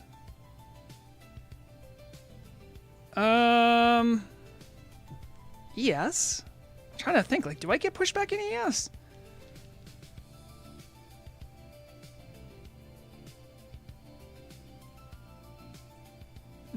No, that's not pushback. That's spell slow, if anything. I mean, but yeah, it matters there. But the thing is everyone's getting spell slow. It doesn't matter. Pushback feels exactly. Thank you. And not only that, like if you are dealing with super spell slows, then like, well, you still have Molten, you have all your fire totems, you have shocks. So like if you have a spell slow, it's like your spells cost 200% longer to cast. You're like, well, I guess I'm shocking. So you get more value out of Reverberation than you would out of this talent. I think this talent is going to be important for PvP, but it's a non-starter for PvE. Like, I don't know why I would take this. And exactly, Molten Blast, if you fully talent into it, it's a 2-second cast. So, like, I just think this isn't... It's fine if it's designed for PvP. For me, I just don't see myself using it. Maybe in very niche encounters, but like the fact that we have to think about those encounters shows you how small of an impact this is going to make. What would make a big impact is giving Earthquake a reticule like every other AoE spell in the game. You know, so that I could like cast it as a group's appearing and not hope that the guy dies and I lose the spell. But that's okay. They've made it stronger, so that's cool. So now I can be more bummed out when I miss my casting. I'm gonna die on that molehill. I'm not trying to look the gift horse in the mouth, right? I accept that it is a good tool for Elemental Shaman. It's just harder to use than you think. If the mob dies, they have to... No. So, Haxer. Here, all right. I'll tell you exactly how this works. I'm in Nax. We're about to go kill spider packs, right? This is big AoE, right? Okay. So I'm standing there waiting for pull.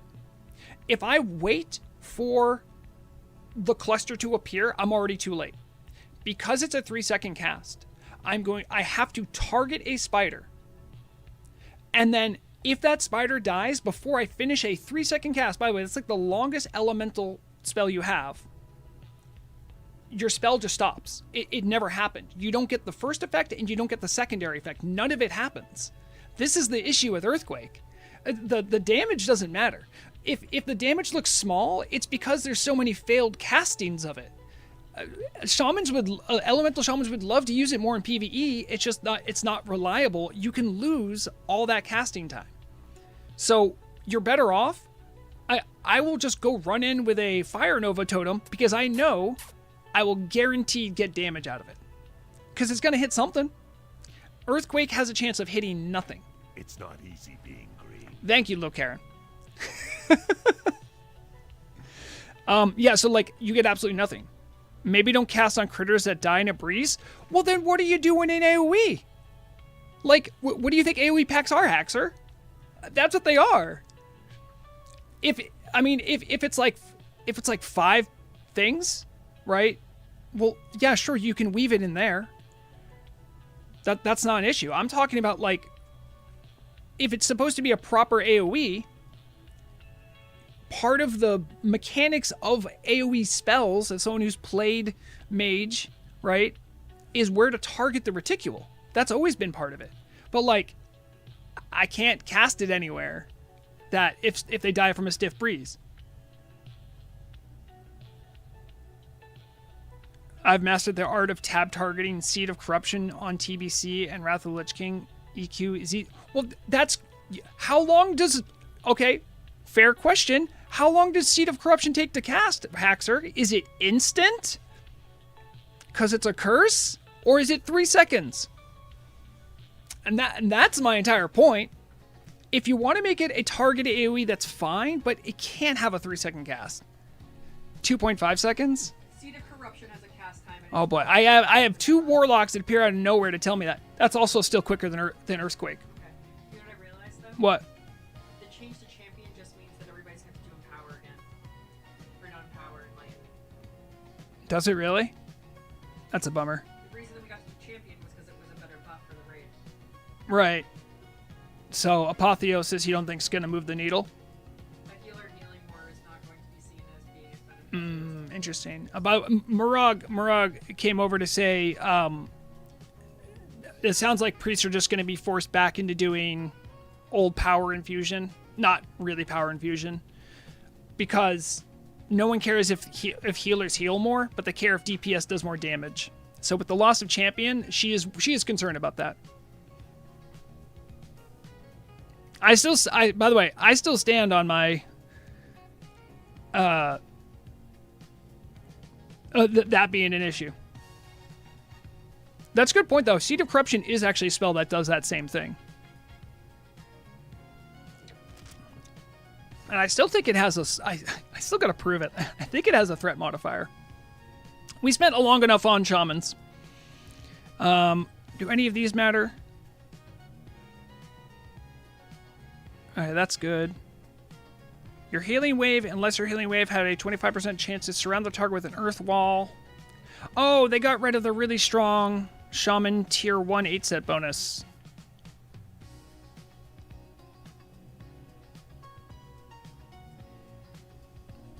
Really? Really? The small close-knit shaman community, the thoughtful feedback shared on community serves for servers and forums have been incredibly valuable, and it has played an important role alongside our usual log analysis work. We're confident it will continue to be valuable for the future dependent of the class as a whole. I'm dying on the reticular molehill, guys. I'm sorry. All right, we're on to Warlock. More quality of life to deal with some resolved issues, limiting certain playstyles. Will also address parts of Warlock kit that are problematic in PvP. Yeah, I mean, I think the easy way to fix Warlocks in PvP is that when they queue for Battlegrounds, do you guys remember the Ambershire lava thing? Where a bunch of, like, hardcores got thrown into the pit of lava? When Warlocks queue for Battlegrounds, it should be instant queue and it will send them right there. That solves every Warlock PvP issue. And I dare any to defy me on that. That is the correct answer.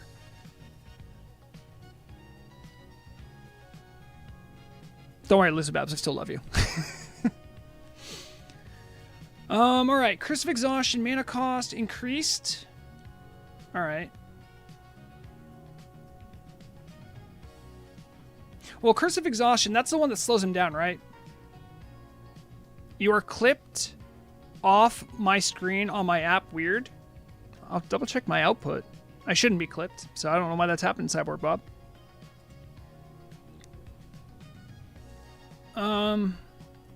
Rank 1 cast speed reduction reduced from 50 to 30. That makes sense because you don't want to give a smaller mana cost that does the same thing or near enough the same thing. So yeah. Rank 2 mana cost increased. All right. Yep. Okay. Yep. They're pretty much saying the exact same thing. Enslaved Demon now reduces healing taken by the Enslaved Demon by 50%. The healing reduction is getting adjusted and shifted from Master Demonologist instead of affecting the Warlock and affects a greater demon and Enslaved Demon found in the world and instances. This seems like a hyper niche issue.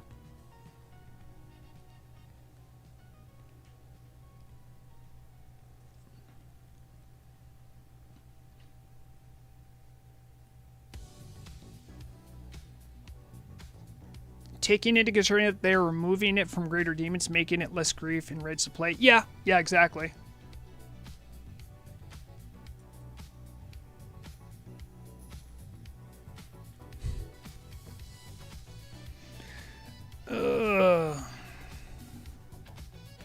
Sorry, I got a random question that I'll actually answer. Rich Thorium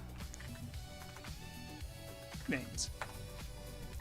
Someone just randomly asked me, hey, I'm 300 or 300 out of mining. What should I mine that can make a lot of gold? I just said rich thorium. Like, that's the answer, right? All right. Ritual of Doom. Initial cast time increased from 5 to 7 seconds, and the ritual channel duration reduced from 5 to 3.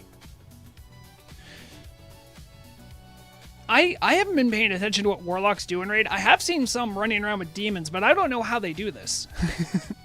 So, okay.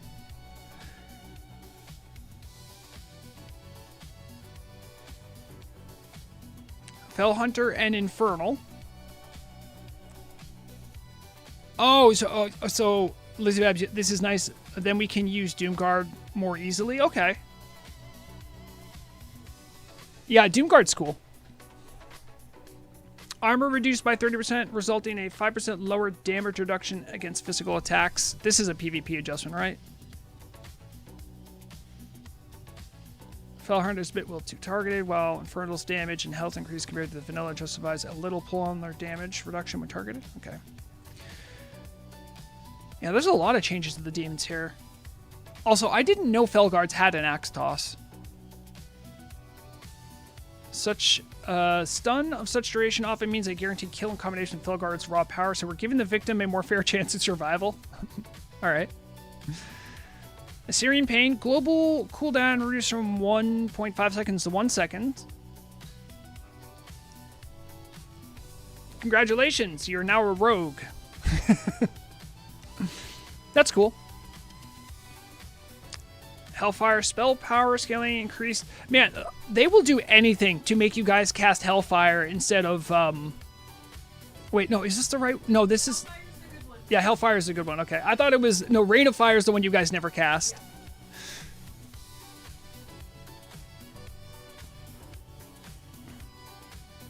Well, Haxer, that's why my solution for Warlocks in PvP was very sound. You just send them to the lava and just kill them. Don't let them go to battlegrounds.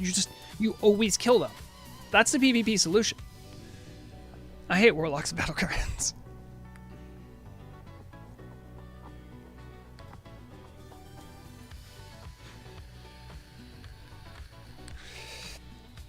So, I see some hot takes here about Hellfire.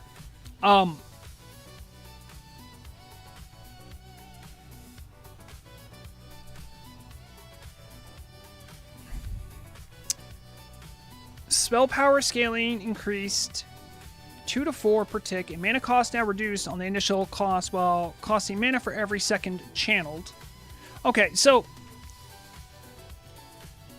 I know I've told Lizzie Babs this as much way back, and I will say the same thing again. Hellfire's good. It's strong. What I don't like about it is that the health you lose is a fixed amount. I think that's bogus, and if you guys are going to do a spell who takes your health as part of it, you guys gotta nut up. You gotta put some real health in there. None of this fixed amount. I'm sorry. This is a strong AoE. I know it has its limitations. Some of these limitations seem to be reduced right now. The health should be percentage-based. Don't at me. The health does not scale Haxer. If it does, that's news to me. Because I remember back in Class Change 2 Council, that was... does it, Lizzie Babs? Or are you just saying that because Haxer's paying attention? 300 damage equals 300 health lost.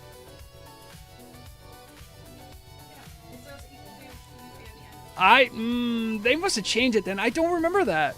That's the text of the spell. I'll double check the text of the spell. Hold on.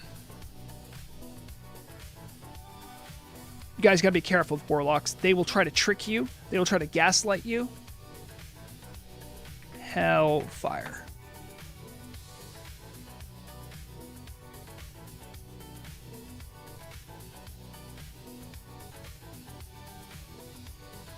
No, that's not right. That's not right. Hellfire.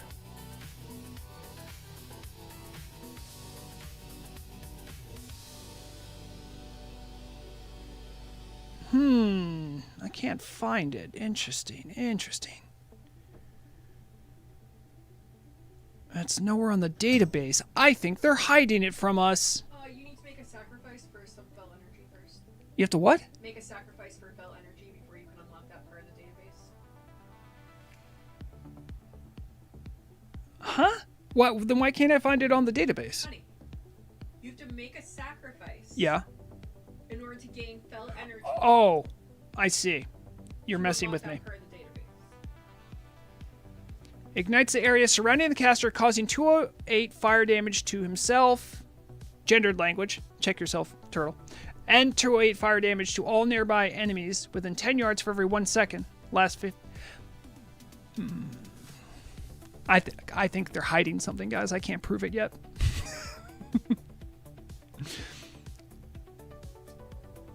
Okay. Then I have less issue with it then. If that is actually how it works. That's like, to me, I'm like, why wouldn't it be more I still think it should be more dangerous personally, but all right. All right. I mean, I think that's good.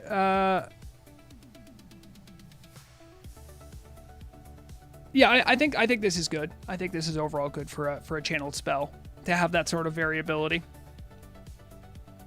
Ritual of Souls, Soul Shard requirement increased from 1 to 3. More Soul Shards than simply conjuring a single health stone? What? Hold on, wait. So, Ritual of Souls. What? Oh, yeah. Yeah, cookie jars should cost more than 1. Yeah, okay. Listen, we'll admit, this is fair, right? This is fair. I mean, 40 people can get health stones for 1 health stone. It should have been 3. it is inflation, but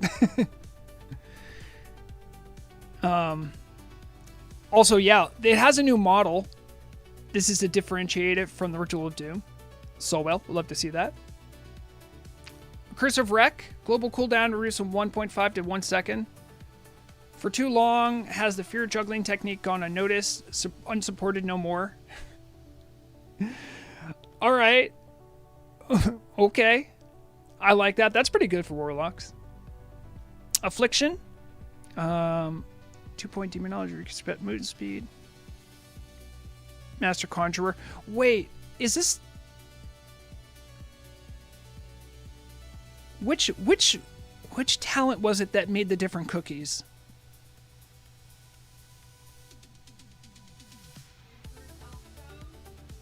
No, it was like Master something that would improve the strength of Hellstones, I thought.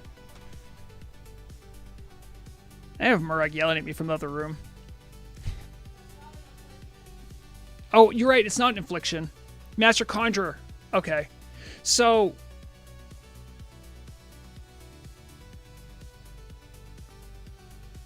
So it's replaced by Sinister Pursuit? Oh, okay. Yeah, no, I see that. Sorry, I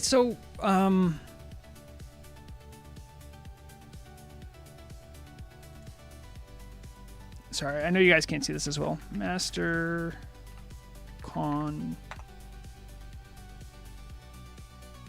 reduces the mana cost and casting time of your stone creation spells. So wait a minute. Oh no. So that means, guys, you know all those cool icons we have for all the different health stones? Does that mean there's only going to be one rank of all health stones? That's so sad. I loved collecting all the cookies. No. Being able to have 3 types of the same Hellstone also has not been intended. But I did all the work on the cookies. There was 3 different icons. Why would you do this, Turtle Team?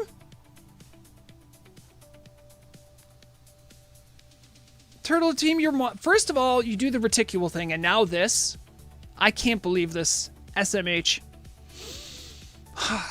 I'm sorry, Warlocks. I liked that I could get more than one cookie. And generally it was like a value. It was like a value trade. Like you had to take points from somewhere else to have a different level of cookie. Also, the cookies still have cooldowns. It's not like they didn't share cooldowns, so I don't understand what the big deal is here. What? You know, Turtle Team, I disagree with this. Not just because of the icons, because they had cooldowns. What was the big deal? I'm very sad. All right, anyway. Oh, Rodfather saying hello. He says, F, RIP cookies. RIP, indeed. Hi, Rodfather. Hope you're doing well. All right, all right, cooldown of Ritual Doom. That's cool. Greater Demons healing reduction. We've talked about that. With a tracking buff.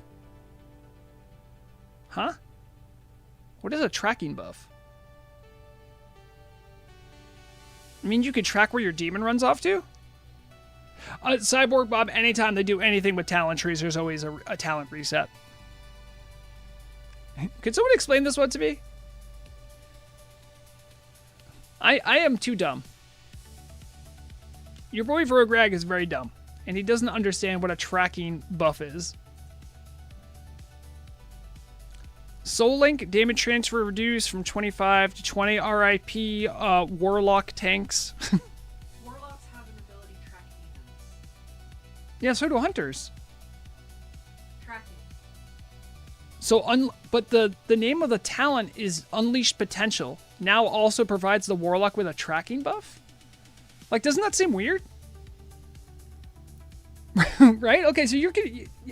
Okay, Murog's looking up... I don't know what Unleashed Potential is. Unleashed Potential is something in demonology that probably makes your demon stronger. Yeah, well, Lizzie Babs, that's what I'm assuming too, but like I don't get what it... Well, I can look at Unleashed Potential.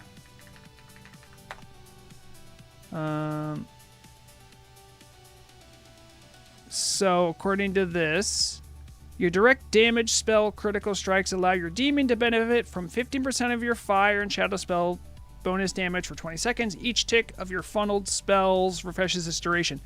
It provides a buff that you can actually track. Oh, okay. Visible. Okay, so it's tracking the buff. We're tracking the buff.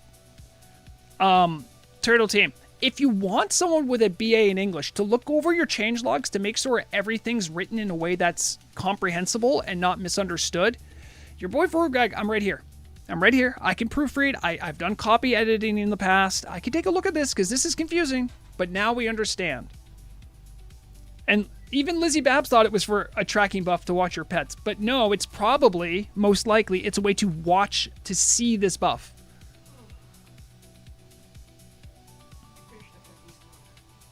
There's cookies? Yeah. Hold on, let me finish Warlock. And then we can talk about the stupid brown names. Nobody cares about them. No one does. Alright. Due to removal of the healing reduction for the Warlocks, created demons, and because they've recently introduced PvP dampening, it has been more beneficial for classes focusing on survivability while balancing out demonology Warlock's durability. Yep, okay.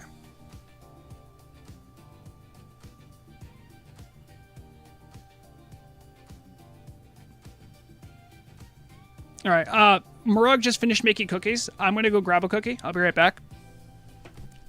Here, I'll let you guys look at this one.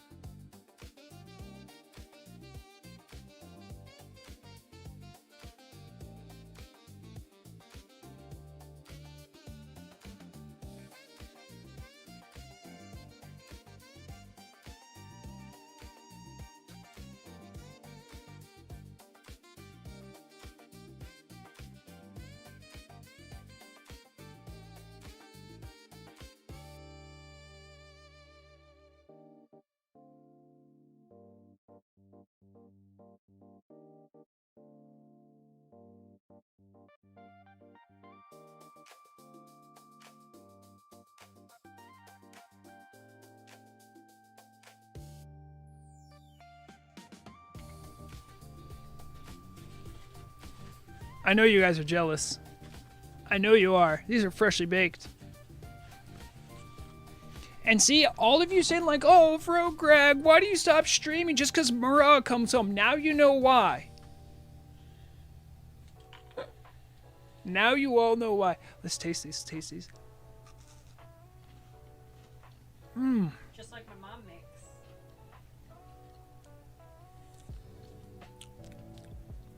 Oatmeal chocolate chip.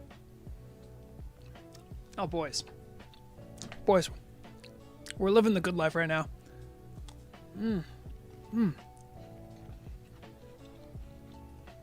This is exactly what I need before I read changes about warriors.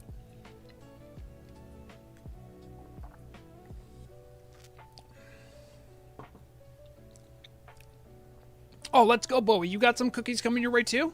Nice. All right.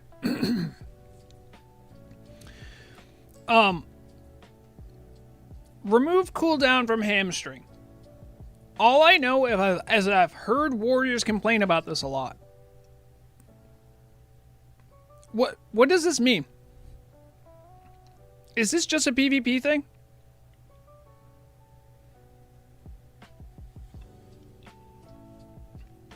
Because I don't know.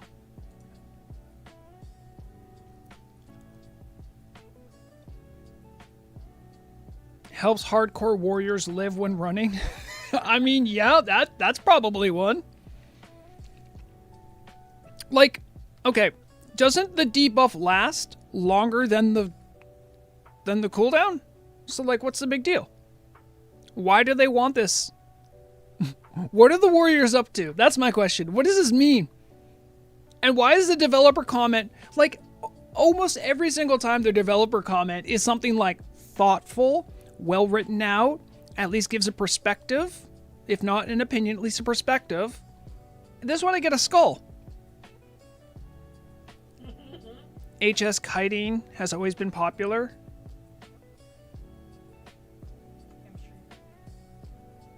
If you miss or they get Hand of Freedom or whatever, you want to reapply hamstring. I mean, fair, I guess. Hold on, wait, didn't we just see this? Hold on, didn't we just see this?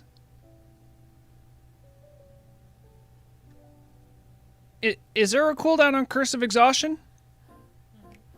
There is? Oh, okay. Interesting, that's a slow.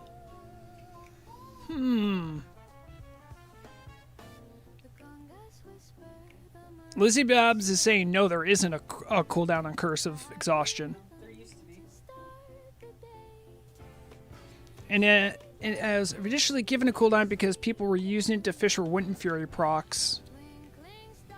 So are they just going to do that again?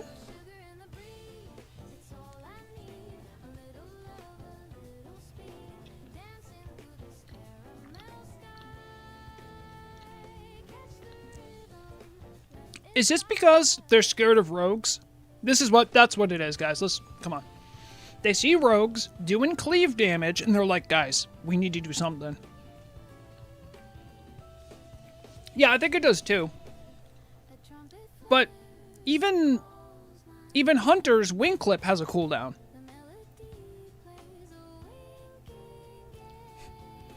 If this is about giving warriors options in PvP, I'm fine for it because I know they're very limited. So that's great, but I just don't understand why it's such a big deal.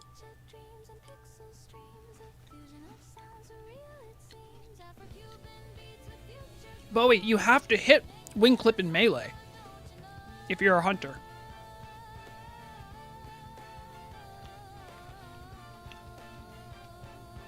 Yeah, but Bowie, we can't. There are no golden calves here, right?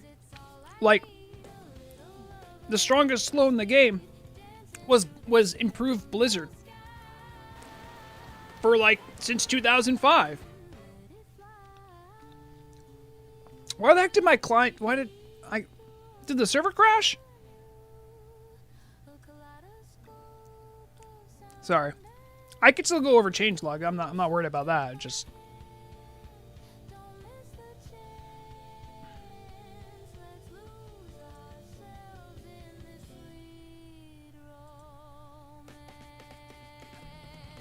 Mining plus NG still best profits for hardcore paladin?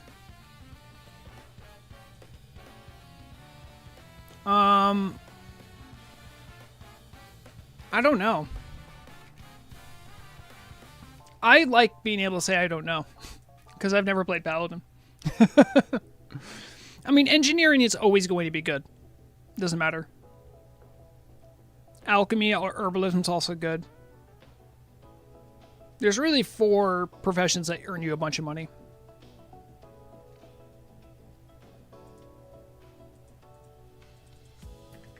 Yeah, I'm not sure if I got kicked due to inactivity. It doesn't look like I don't know why it did that, but...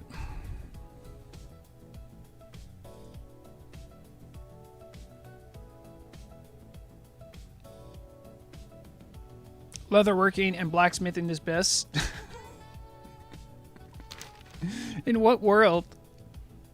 Alright, sorry. Let's get back to the changelog.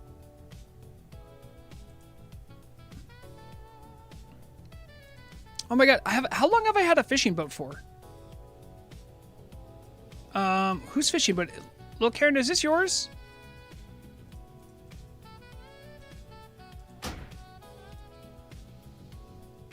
I don't know whose fishing boat this is, but I can't get the benefit from it. Oh, invite me so I can get the buff. That way I can keep fishing. Fishing and chatting. That's what I do.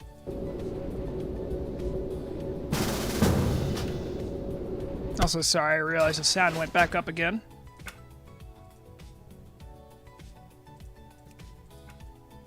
Thank you, Lizzie Babs.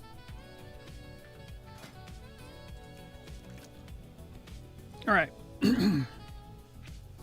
So, I guess hamstring's important to warriors, and they cried about it for a while, and they got their way. Average warrior behavior. That's what I'm hearing. Schmutz, yes, I did. That was at the beginning. I did it alphabetically. Or I did it as it was released in the patch notes. So, if you want to see what I had to say, you can look at it. But if you have anything else to add, we'll right after I finish Warrior, we'll talk about general comments and stuff like that. All right, Fury.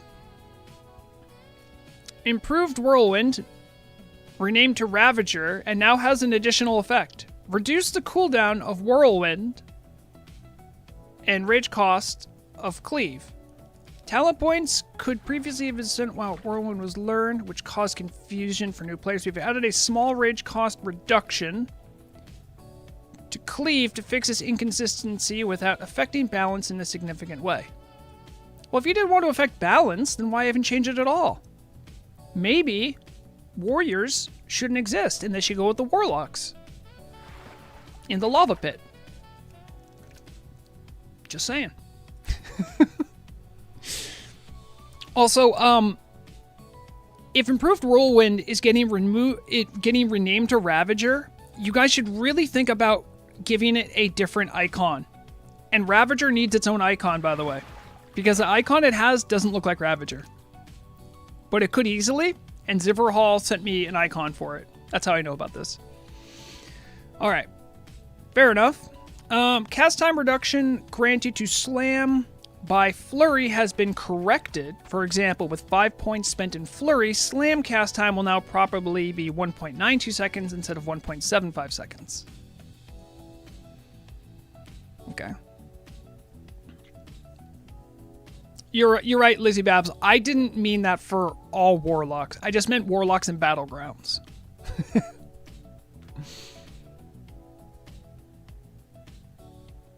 I mean, you can cry about it, Cyborg Bob, but I don't think you're going to be as united in a chorus quite like warriors were about hamstring. All right, arms. Swap position of battle lighting to precision cut talents. Increase the damage done per extra rage point spent on execute. Okay, so they're still trying to make this work, right? Restoring increased damage per rage spent allows execute to better fulfill its role as high impact finisher for arms warriors. All right, okay, I'm down. Yeah, I know. Some classes like Bowie, they did like nothing to warriors really, and they did nothing to me. Like they almost did almost nothing to mages. They fixed the ice barrier. Protection. Defiance. Increase the threat generated while in defensive stance by an additional 4, 8, 12, 15, 20. And shield slam. Attack power scaling. Protection warriors have been falling behind other tanks. Probably because bears were ridiculous. These changes provided targeted improvements, while a more comprehensive review of the protection talent tree and overall kit is planned for the future. Oh, warriors, hold on to your butts. Who knows what they're going to do to protection? I'm guessing it's going to be Concussive Blow version 5.2, the final version, the Electric Boogaloo. I wonder if they're going to change Concussive Blow again. It's not easy. I'm not going to... It's easy for me to sit here and laugh about this stuff, right? But I recognize how hard it is to balance this stuff. I just think it's funny how many times they've tried changing Concussive Blow. A couple tier bonus changes. Alright, not much. Not much. So, yeah. I guess then, you know what? The floor is just open. Because we've gone through the patch notes. This way I can fish more easily. So, I mean, I made my stuff pretty clear. My, you know, my little niche thing that I really want, which is the Earthquake to not be a targeted spell. I want it to be a reticule. Also, if you don't know what I'm talking about, this is a reticule. This is not how Earthquake works. You have to tab target something and then hope that it doesn't die.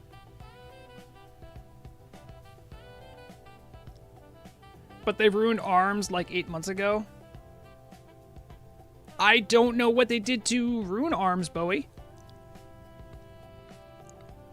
Did it have to do with like the way execute works? Wait, execute you can only do in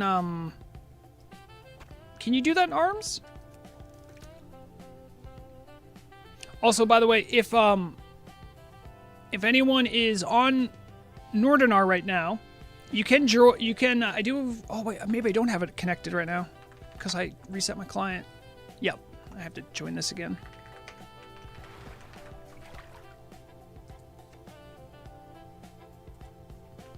CT.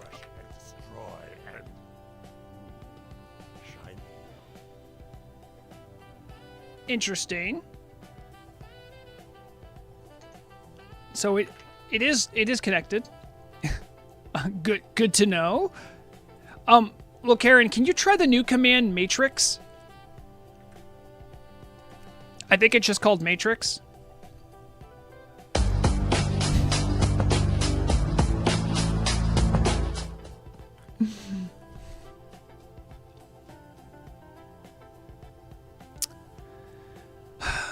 Meow, I hope that doesn't get me tagged for copyright. It does seem to work, though. That was pretty cool.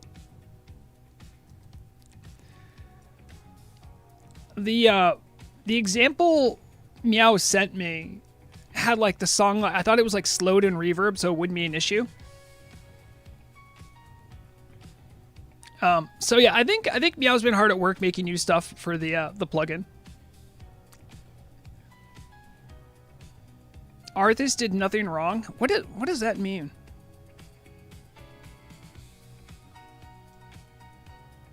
I think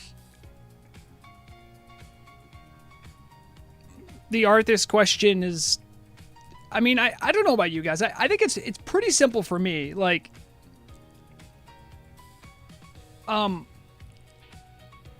it was a pragmatic choice, but pragmatic choice does not make it a good choice. If we're looking at strictly morally speaking. I mean, I don't know. I look at things through Star Trek lenses. I couldn't imagine. Could you imagine? Jean-Luc Picard takes the spot of Arthas. How would Jean-Luc Picard deal with Stratholme? He'd probably leave and say, sorry, that's a violation of the Prime Directive, so I can't get involved. I mean, he would do what Starfleet always tries to do and try to science their way out of the situation. I don't know. I don't know why I'm talking about this. This isn't that big of an issue to me. I know some people are very passionate about it.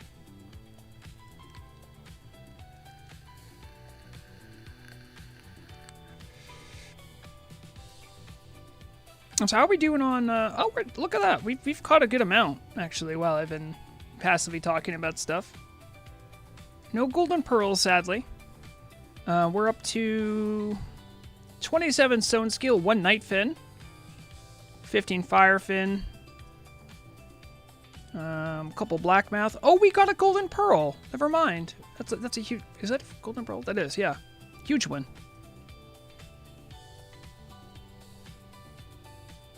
Don't they time travel?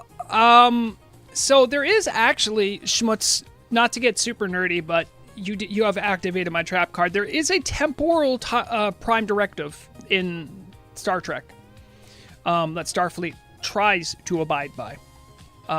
So if they know they are not in the right space where they're supposed to be in time, they are not allowed to interfere with the time. They are essentially not. They can only be observers, and they need to get back to their timeline. Is generally the directive. And if someone from the future comes to them, they are also instructed to not let them interfere anything that they're doing. Essentially, that's just Star Trek Discovery. It could be. I can't really watch past Voyager, guys. Voyager and Deep Space Nine. I've given it a fair shake, right? I tried watching the new Picard series. It was tough. I mean, the third season was better, but I think that's just because they nostalgia baited me. I just don't like the direction they're taking stuff. That being said, I have loved Lower Decks. If you've watched Lower Decks, it's good. It feels like old Star Trek in many ways. I just remember what they did to save whales in the 60s, 70s. Yeah. Star Wars is greater than Star Trek. I think, listen, dude, there's a lot of hot takes to have, but that ain't it. That ain't it, man. Just by sheer volume, you're wrong. And the only reason I'll even entertain that is because of the existence of Andor, which I'm not gonna lie is one of my favorite pieces of media that's come out in the last 5-10 years. But Andor could have been set in any time. I think Andor is a weird aberrant freak of a good movie, a TV show. It feels a lot like a very long movie if you think about it, but. I loved Andor, but Star Trek just does different stuff, really. That's really what it is. I will say I did I think it was season 1 of The Mandalorian. I really like Bill Burr's performance in that. That stuck with me. But I mean, some of the later stuff they're doing, I'm like, okay, they're just kind of out there. I would say in more recent times, I would actually give an edge to Star Wars for sure. But I think in the broader context of all the content either one of those IPs have done, I'm going to give it to Star Trek. The Orville, Star Wars, Star Trek. I mean, the Orville is modeling itself off Star Trek. That's literally what Seth MacFarlane said. What are you talking about? Season 1 Mandalorian gave me nostalgia for KOTOR. Yeah, Murag loves KOTOR. She's a big KOTOR fan. In fact, they came out with it's not Knights of the Old Republic, it's something of the Old Republic. Some kind of, whatever EA's limping into the barn with next to try to get you. I had to show it to Murag to be like, listen, they're going to come out with this. I need you to be strong. I need you to resist the pull of EA.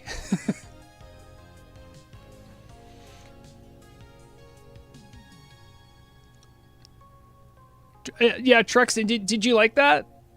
Did you like the Matrix thing? If you saw the Matrix thing, that probably means you're late. You need to refresh. But you're going to get this message in about 5 minutes, so...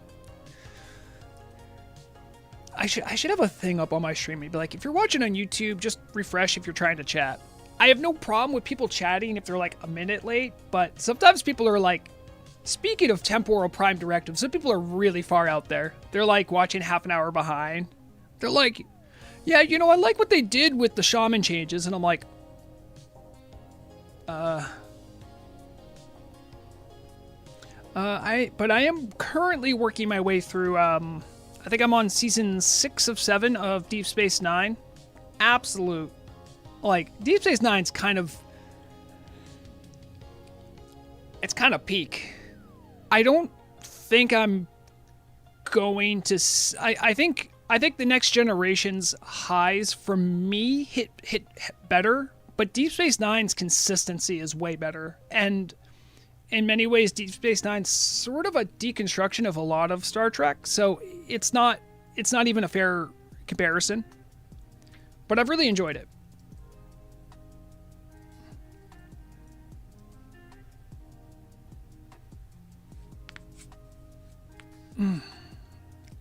Oh. Let's see, what time is it? Oh boy. Well, I'm sad to say I have to start wrapping up soon. I wanted to touch on the changelog, mostly because I have, I was curious. I wanted to hear what other people were thinking too. But I need to be...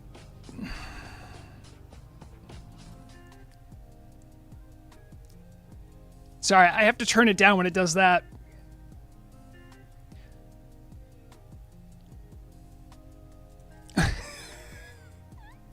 Because if I don't, I'll probably get tagged by copyright. I think it's cool too. I just need I need to talk to Meow to be like, can the song be like altered in such a way that it doesn't sound exactly like a super copyrightable by Warner Brothers International song?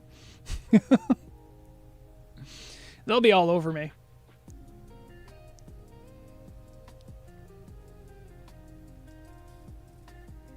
You know, Cyborg Bob, I haven't watched Farscape. I remember seeing it come out as a kid, which very much dates me, but I haven't watched that. Haven't watched Battlestar Galactica. Haven't watched Stargate.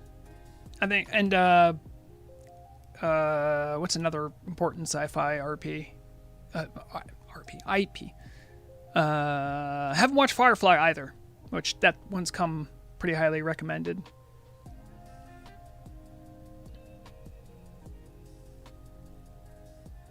But I've watched The Next Generation through a couple times. I've gone through all of Voyager. Like I said, I'm finishing up Deep Space Nine. I've watched most of the original series at different points in time. There's a whole industry to make exactly the soundtracks and songs that are just close to the OG to not get you in label. Yeah, Schmutz, that's what you've been listening to. It's called the AI music industry. And it's dirty and scummy, but if it's just playing in the background, I don't worry about it. All the music I play in the background of my stream is AI, and it just sounds similar to like actual stream music. I know what you mean, though. There are like actual songs that do enough to be distinct legally.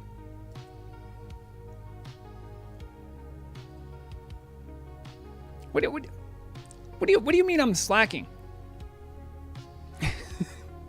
What do you mean?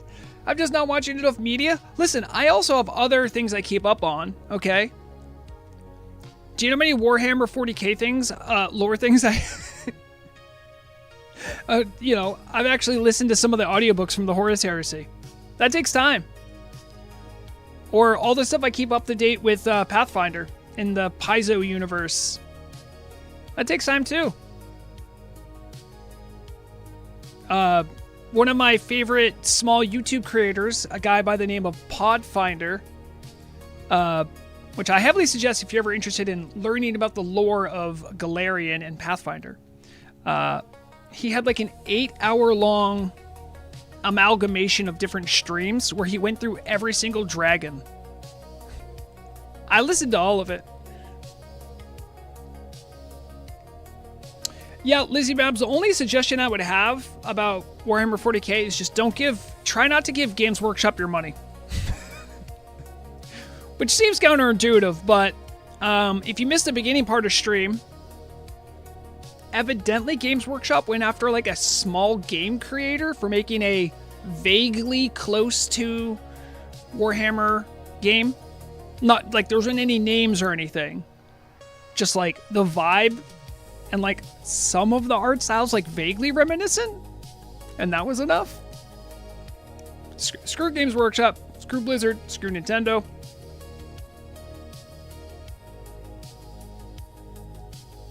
Yeah. I think I still have it here. Where was it? Is this one? Yeah. This is from the creator of Void War, which is like an FTL-like game.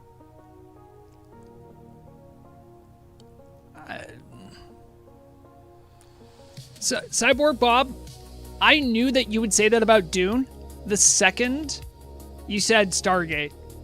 All the people that I know that read Dune and love Dune have suggested Stargate to me, and I don't know what it is. There's something in the water, I think, in the sands.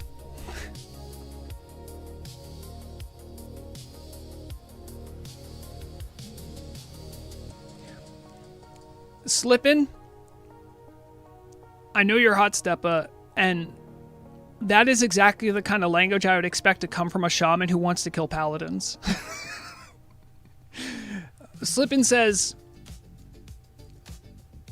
Arthas did one thing wrong. He let Uther walk away. I would argue Jaina, too.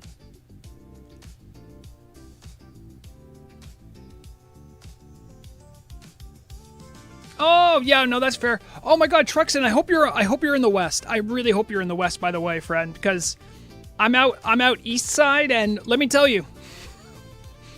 Oh, we're gearing up for a real storm. It is, if I add in wind chill outside right now, outside my place, it is like -20 Fahrenheit, which is close enough Celsius, honestly, if I'm being real with you Europeans. The difference between -20 Fahrenheit and Celsius is like on like a couple degrees, because it meets at -40, so it's -20 out, essentially. And then tomorrow, we're getting like 1.5 feet or half a meter of snow. Oh no, Truxton, I'm sorry. You have to go. You're going to Maryland today or tomorrow? Oh, I hope you're safe, friend. Because there's going to be a big ice storm coming through, like, tomorrow? Oh, Suburb Bob, that's one place we do agree. I have actually read, I think, all of the Dragonlance books. You'll be there Monday? Listen, man, all I'm going to say is pay attention to the weather. Like, you and I both drive trucks. I know you drive big rigs, but, like, be safe. Be smart. I don't mean any shade to the southern people that live in America, but they don't know how to drive on ice, so be very careful.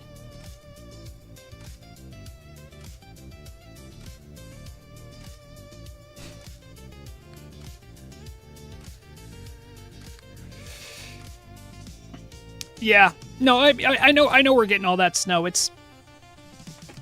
I live in New England. Like, I was expecting it. I knew it would happen. I'm not that worried about it. But, like, I'm just not going to work Monday, for instance. Like, I drive a delivery truck. I'm just not working Monday. Like, straight up, I told my boss is like, good idea. Yeah, no problem, Truxton. And you know what? From one trucker to another, I know how tough that job can be, even though not a lot of people think it's tough. I know how it is, friend. If you ever need any good podcasts or video recommendations that you can listen to while you're driving, let me know. Or let Feronia know, and I'll forward them to you. You drive a garbage truck? Nice. That's hyper-residential. Do you drive the one with the claw? Or do you have like a little guy that hangs off the back? Yeah, it's official. Vrograg stream is now a truck-friendly stream only. I'm sorry, if you don't drive trucks, you gotta get out of here. You're the guy in the back? Nice. Well, actually, I mean, that is a pretty tough job, by the way. Yeah. Truxton, I have a... Oh, wait, do I have that picture? I don't think I have that picture anywhere. I have a bit of a wild story, though, from... It was about 3 weeks ago. I was driving up to the White Mountains, which is in, like, northern New Hampshire. I was driving to a town that I had never heard of. I've lived in the area, like, my whole life, right? Never heard of this town. I had to go to a house. I called the customer, and the customer was like, I haven't been up there. Like, they're all way down in Massachusetts. And they're like, I haven't been there in, like, a couple months. I have no idea what the roads look like. And I finally get there, and I am at the cross section of the road. I can't see the road, and you know why? Because the plow hasn't touched it in that many months. Fortunately, I'm in a 4-wheel drive, long body pickup truck. Probably the most nerve-wracking ride I had of 2025. Because I'm like, oh, what's a dirt road? I got a 4-wheel. Like, I could try this. You know, if worst comes to worst, I can back out. The road's not that busy. It won't be an issue. And man, I was like white knuckling it. I was sweating, dude. It was so nerve wracking because as I go further up this hill on this narrow dirt road, on either side of the road, there's like a steep drop off that's like, 4 feet, maybe like a meter for Europeans. That's just like, it's just meant there for rainwater, but everything's frozen. And as I'm going up, I can feel, even while I'm in 4-wheel drive, my tires are slipping because there's ice under this snow. And I'm like, I'm looking, there's nowhere for me to turn around. I just have to keep going till I'm at the house. Oh boy. That one took a few years off my life. I'm gonna tell you right now. Yes, Lizzie Babs, and that is 100% where most injuries come for truck drivers, getting in and out of a truck. Yep, this is now only trucker chat. You can only talk about your truck stories. I mean, if you do... I mean, everyone has different things they have to deal with if you drive trucks. You know, if you're like a big rig, you're on the highway a lot, you know, you deal with different things than me, who does like part industrial, part residential deliveries with a larger box truck, to Lizzie Babs, who's grabbing trash bags, you know. It's all difficult, but it's all so kind of how the world works. So we approve of and we support all truckers in chat. Truck chat is not what I thought my stream would be about today. Let's take a look at our fish catch total here. 29 stone scale, 1 golden pearl, that's huge, couple winter squid, 6 elemental water. I believe I caught an essence of water. If you're an alchemist, by the way, I would suggest transmute those water of air, those essence of water into essence of air. Worth a lot more. Especially if you don't have Arcanite laying around, you can just do this for a transmute. It's a 1 day. 1 night fin, could like more of those. Some firefin snapper, love to see that. Nothing else too crazy. Some lobster. Lobsters are good for lobster stew. Actually, Lizzie Babs, I hate it. I drive a Ford. They have this thing they're doing now where it's like a Ford 750 Super Duty, which is like essentially the front end of like a normal box truck. And I just don't like Ford. And the reason I don't like it is because the Ford model they got us, it has an idle stop that I can't turn off. And again, I live in New England. I need my truck to be like warming up for 15, 20 minutes just to like get the ice off the windshield sometimes. But because it has an idle stop that's timed at 8 minutes, I have to like keep going out to turn it back on. It's very annoying.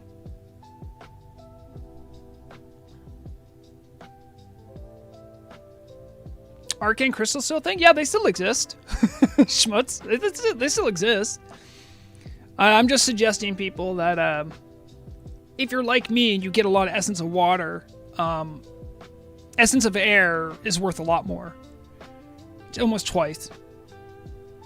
We need to do that to hit the hydraulics. Exactly, yeah. I got this new truck recently, and it's very annoying because it will... Sometimes the guys at the shop won't plug in my truck, which is something you do if you don't know to keep the engine block warm. And so when they don't plug it in, and I'll go outside to go start up my truck, it just won't even try to turn over. It'll go, nope, it's too cold. Please plug in your truck. And I'm like, ugh. Like I got a long day, and I have to sit here and wait for 15 minutes just to start you up, to then wait another 15 minutes for you to, like, de-thaw. Hydraulics are a serious issue, though. I have a lift gate, but the hydraulics aren't too complicated, so usually I can use it in cold weather. But I bet you with a real trash truck, that's probably more of an issue.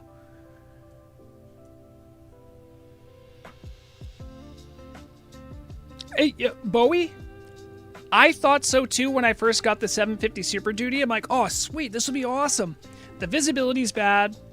The electronics on it are not great.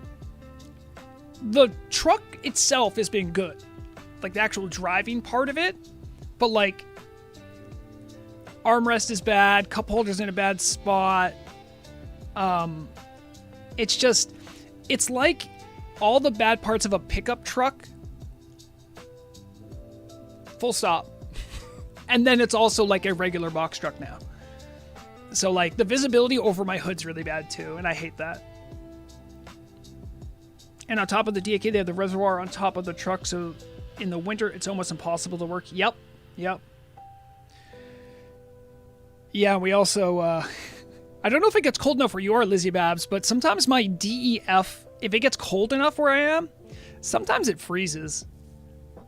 And you gotta wait for the truck to warm up.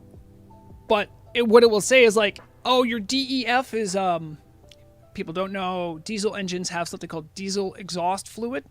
It's used to cut down on smog. It's now standard, even in America, for diesel trucks. The problem is,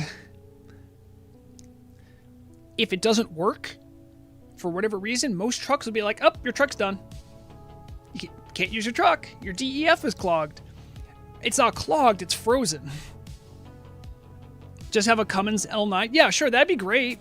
But I don't buy my truck. My company gets a truck for me. So, Truxton, most Peterbilts, if you don't know this, you can turn on your cruise control and then tell your cruise control to go faster, and that will actually idle up the RPMs of your engine, and it will prevent the idle stop from happening. If you didn't know, now you know. Well, Plute, that's what I thought was happening too. But I did that. I tried cycling the glow plugs a couple times, and it's just like, no, the engine block's too cold. You need to plug it in. And I'm like, who does this?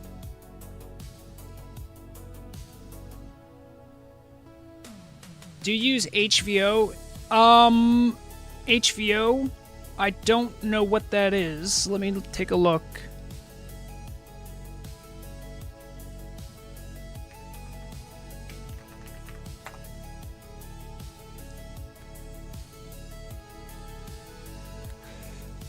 Yes, we do use hydrogenated vegetable oil, but not in my truck.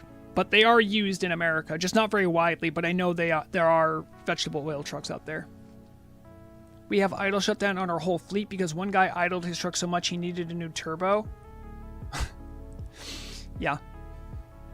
It's a former diesel. Yeah, I've actually driven a way back. I drove a bus that had that was vegetable oil.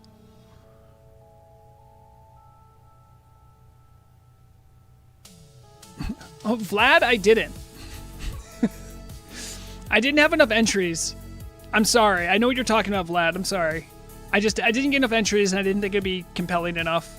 And then I had other projects come up, and then I got a message from Blizzard, and I'm like, I need to take a break. Mandatory in Denmark? So you guys can't use diesel? You only use vegetable oil? Damn. AD Blue is the best weed killer, but also the best fertilizer. The hell?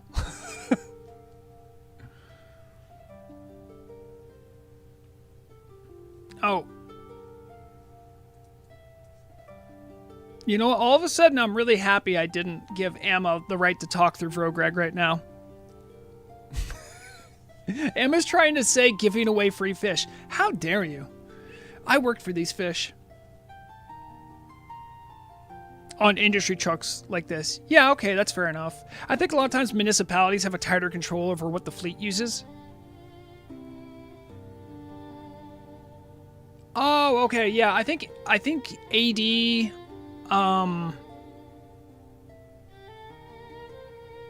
that might be something similar to DEF. I think it's interesting, like, we're having this conversation, because I know there's similar stuff happening in Europe with trucks, but I know you guys have much tighter controls on things. So it's like, when you talk about certain regulations and rules, I'm like, we have something like that. DEF is the worst. I mean, it's very good at what it does, but the way it's tied into systems is terrible. Like, I'm glad that it does stuff to knock down particulates in the atmosphere. It doesn't mean they go away. They're still there, but it does a lot to clean up air, so I think that part's good. But the way it works in engines is so bad, because like if any part of it breaks, your engine just will stop. Yep. Lizzie Bab, somehow I knew that. I think when they first came to America, they called it AdBlue. And it's funny. DEF, if you don't know, is just like urea and water. That's all it is. So it smells like cat piss. Not the best.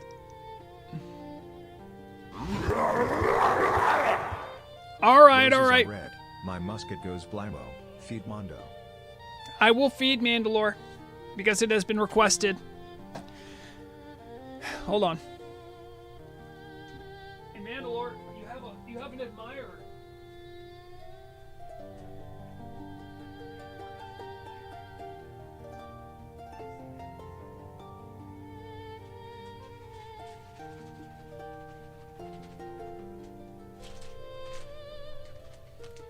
Oh boy.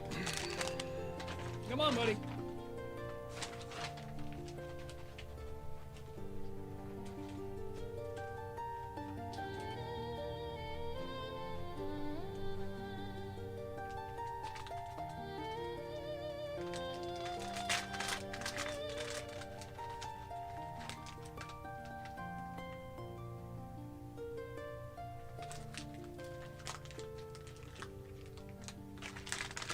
Mandalore has been fed. And to Parody, I'm assuming who that Panda P? Yeah, I think it's Parody. Mandalore says thank you. Look at him. Look at that little chunky boy. Mandalore, did you want to say thank you? I'll say thank you for him.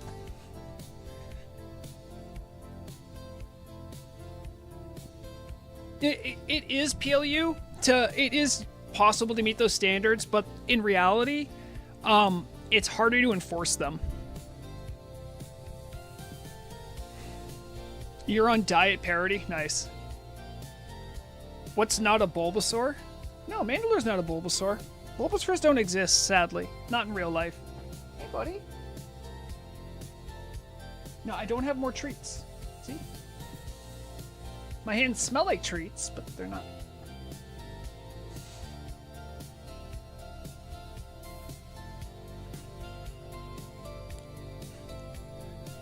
The cat. Yes, there he is. His special treats that I keep around are Temptations. I know it's reversed. These are I believe these are the lobster flavor. Yes, rockin' lobster flavor. PA is supposed to get 7 to 15 inches of snow between 7 p.m. tonight on Monday. Yep. Yeah, we're in the same range. Actually, I think I had a. Yeah, let me get this up. This is. No! Meow. This is a highly copyrightable song. I thought it was slowed and reverbed because of the video you sent. The add-on works, but everyone say hi to Meow who did the VCC add-on. This is the weather I'm looking at, roughly.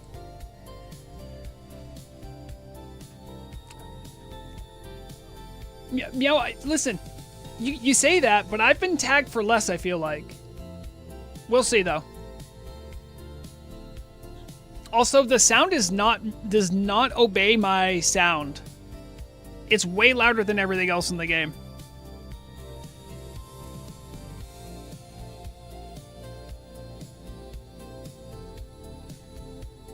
Yeah, it is good timing.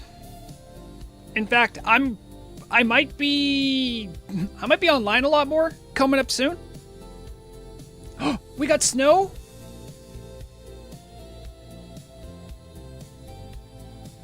Meow, this is my favorite one yet.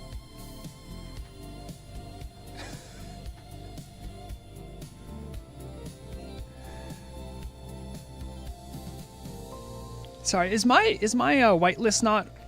Oh, my whitelist might have been cleared. Who else is in there?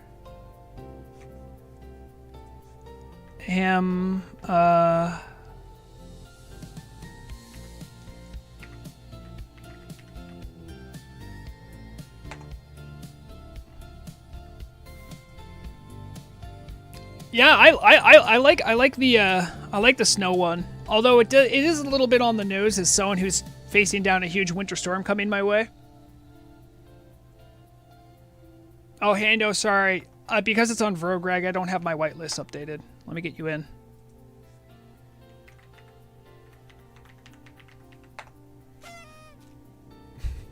Oh, the confetti!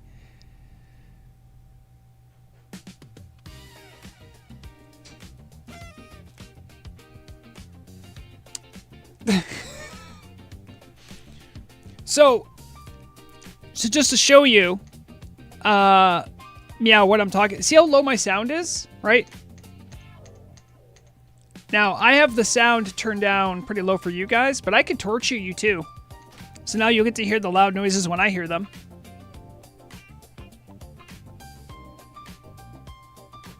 Oh, hell yeah, Parody. That sounds delicious, dude.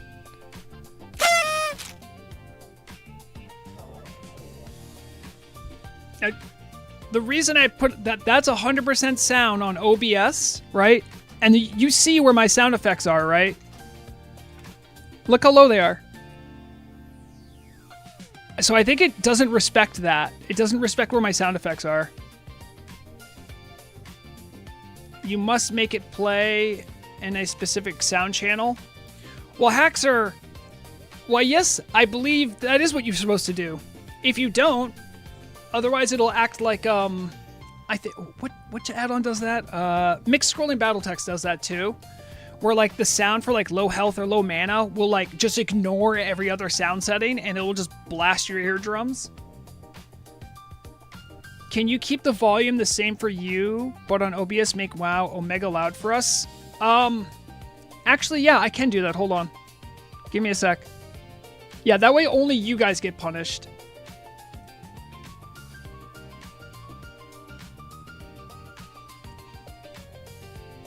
I have to make it so I'm gonna make it nice and loud, and then I'm just not gonna monitor it. Man, dog, you know, it's like I'm feeling you, but I'm not feeling you, you know. Oh wait, I'm still gonna hear it though through the normal game. Dang it. No, I don't think there is. I could mute the output, but that wouldn't do anything. Stop poking me. Well, that was okay.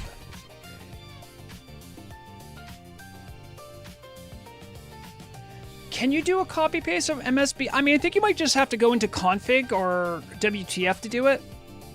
To get a config for it. You might be able to do profiles. I'm actually sure now.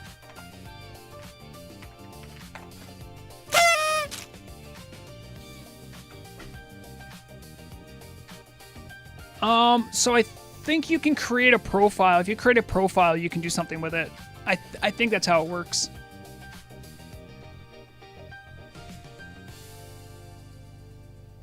Really? I didn't realize. That's interesting.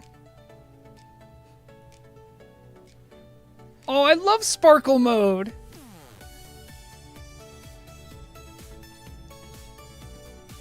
Also, it was funny, Meow, before you were here, I think I was showing people.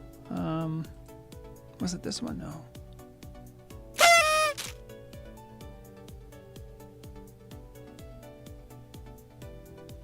Oh, now I don't remember where I put it. Is it this one? Nope, that's Vrograg. Nope, not that one. Not that one.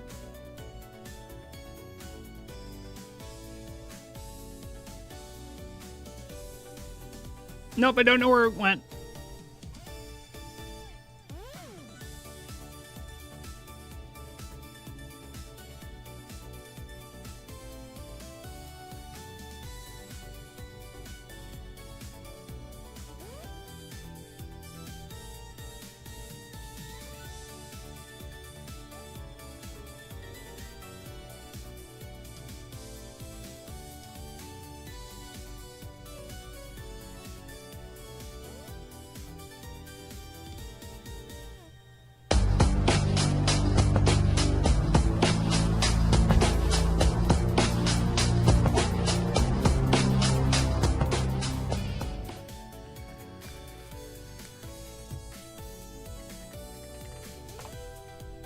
trying to get this picture.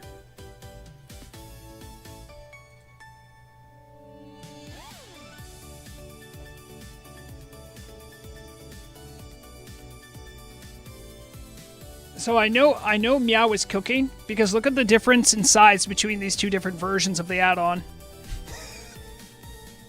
It's 10 times bigger. I think it's because there's media effects in it. Where did it just go? Okay, we're gonna have to get rid of that now. Oh, it's gone forever. What do you think about an add-on that lets you pet battle like a minigame as an add-on? Would people use it? Schmutz, yes. I would use it. I would use it forever, and I would promote it, and I would love it.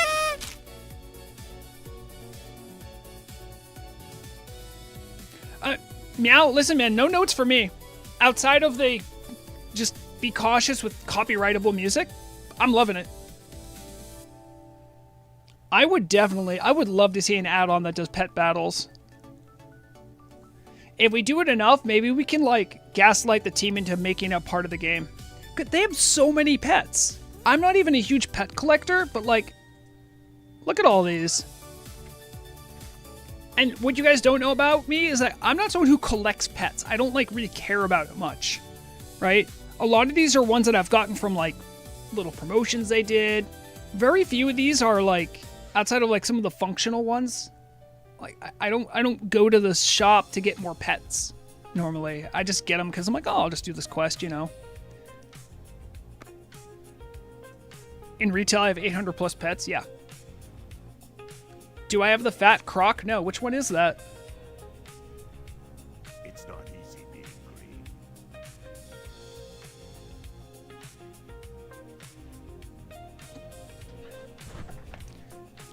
Yeah, I mean, I don't know how to balance a game around that, but it was limited on the store. Oh no, a fat croc? No, I missed a fat croc. Fat crocs are cute. Oh yeah, that's right. I am above the water, so you can't see. This is one of the only ones that I got from the store because I could dance with it. And I was excited about it. The baby wyvern from Mulgore. I think I've gotten that on Bombsawin. I don't think I have it on Vrograg. I like the baby shark you get as a horde. There's a nice little spot to get it. He'll pop up eventually. I don't. How are like the pet battle games designed? I don't even know.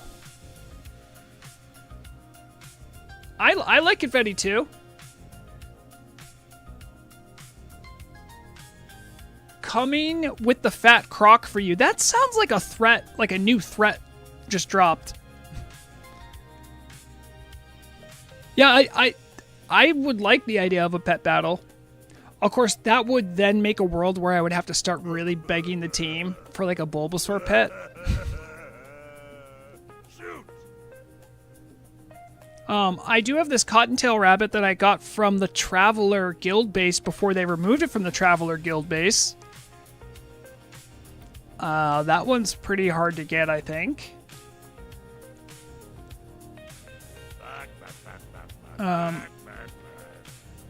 I think one of the dragons I have was a gift from someone, and that was hard to get. But yeah, I'm not a big pet guy. Okay, so it was like Pokemon. Okay. If someone could figure out that would be really cool to do. And like, you'd have to have like a way of like emulating a game within the game, and then it would have to like take the pets out. I don't know how that would all work. All right, let's go and land so I can look at your pet.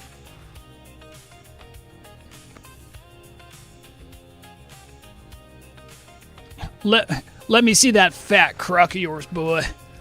Let me see that fat. Oh, he's so cute. Oh my goodness. Oh my, look at him. Oh, he's a real cutie. No wonder he's so hard. He's so illustrious and rare. Clip what? How excited I was about the little croc? It even makes little croc noises. He's trying to be like a big croc. Oh, I do have the wyvern hatchling. I thought I might have had it. This is a big favorite for people too. I think it's a horde only quest. Oh, let me get right up in there. Where'd you go? Where'd you go, buddy? Wait, no. Where'd my wyvern go? That's a cute little wyvern. They did something with the pet to make them walk around a lot. My wyvern's very confused. It's okay.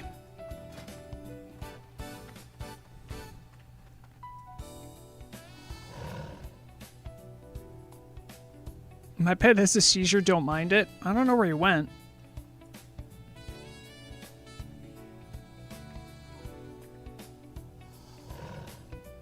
You want? I'll give you some fish. Here you go. There you go. There's some free fish. Stupid vendor fish, barely even worth the time I spend trading it. I think the tiny green dragon was a gift during a Secret Santa I had a couple years ago. I like him too. All right. Murag is looking at me in a way that if you are married to someone, you know this look that you get when your spouse is expecting you to do something that you haven't done yet, but they're not trying to be like too insistent. Because I definitely need to stop streaming because I have to get ready to go.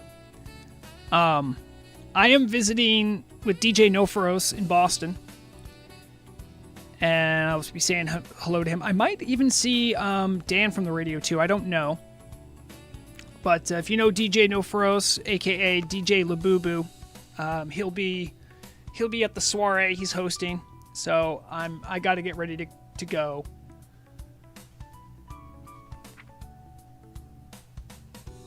Yeah.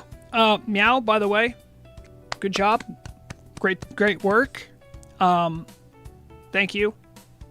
I've been loving the add-on. I'm going to have some more time coming up. Murag has a surgery coming up, so I'm going to be staying home a little bit to help take care of her for a little bit. So I might be on more next week, but the early parts, it's going to be very much taking care of my wife. After that, though, if she's better recovered, I might have some free time because I took a week off without knowing exactly how long recovery is going to take. So you might see some more of me, you might not. We shall see. I will be around, though. Thank you to Haxer for dropping by, giving us some of that sweet developer insight. By the way, Earthquake should have reticule. I'm still going to die in that molehill. I don't care. It needs one. It's not Seed of Corruption. It's different. It's special.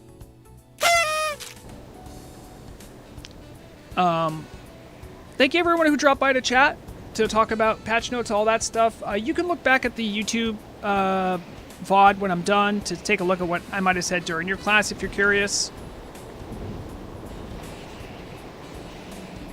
More Hytale. I have played through a lot of Hytale too. I've already started playing around with mods. That's been fun.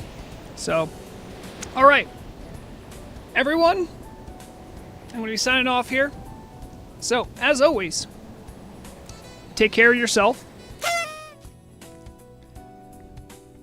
I turned it down in advance because I knew you'd do that. Take care of yourself. Take care of one another. If you're playing games, make sure you're having fun because that's the point. And as always, remember, the deadliest weapon is knowledge. Bye, guys.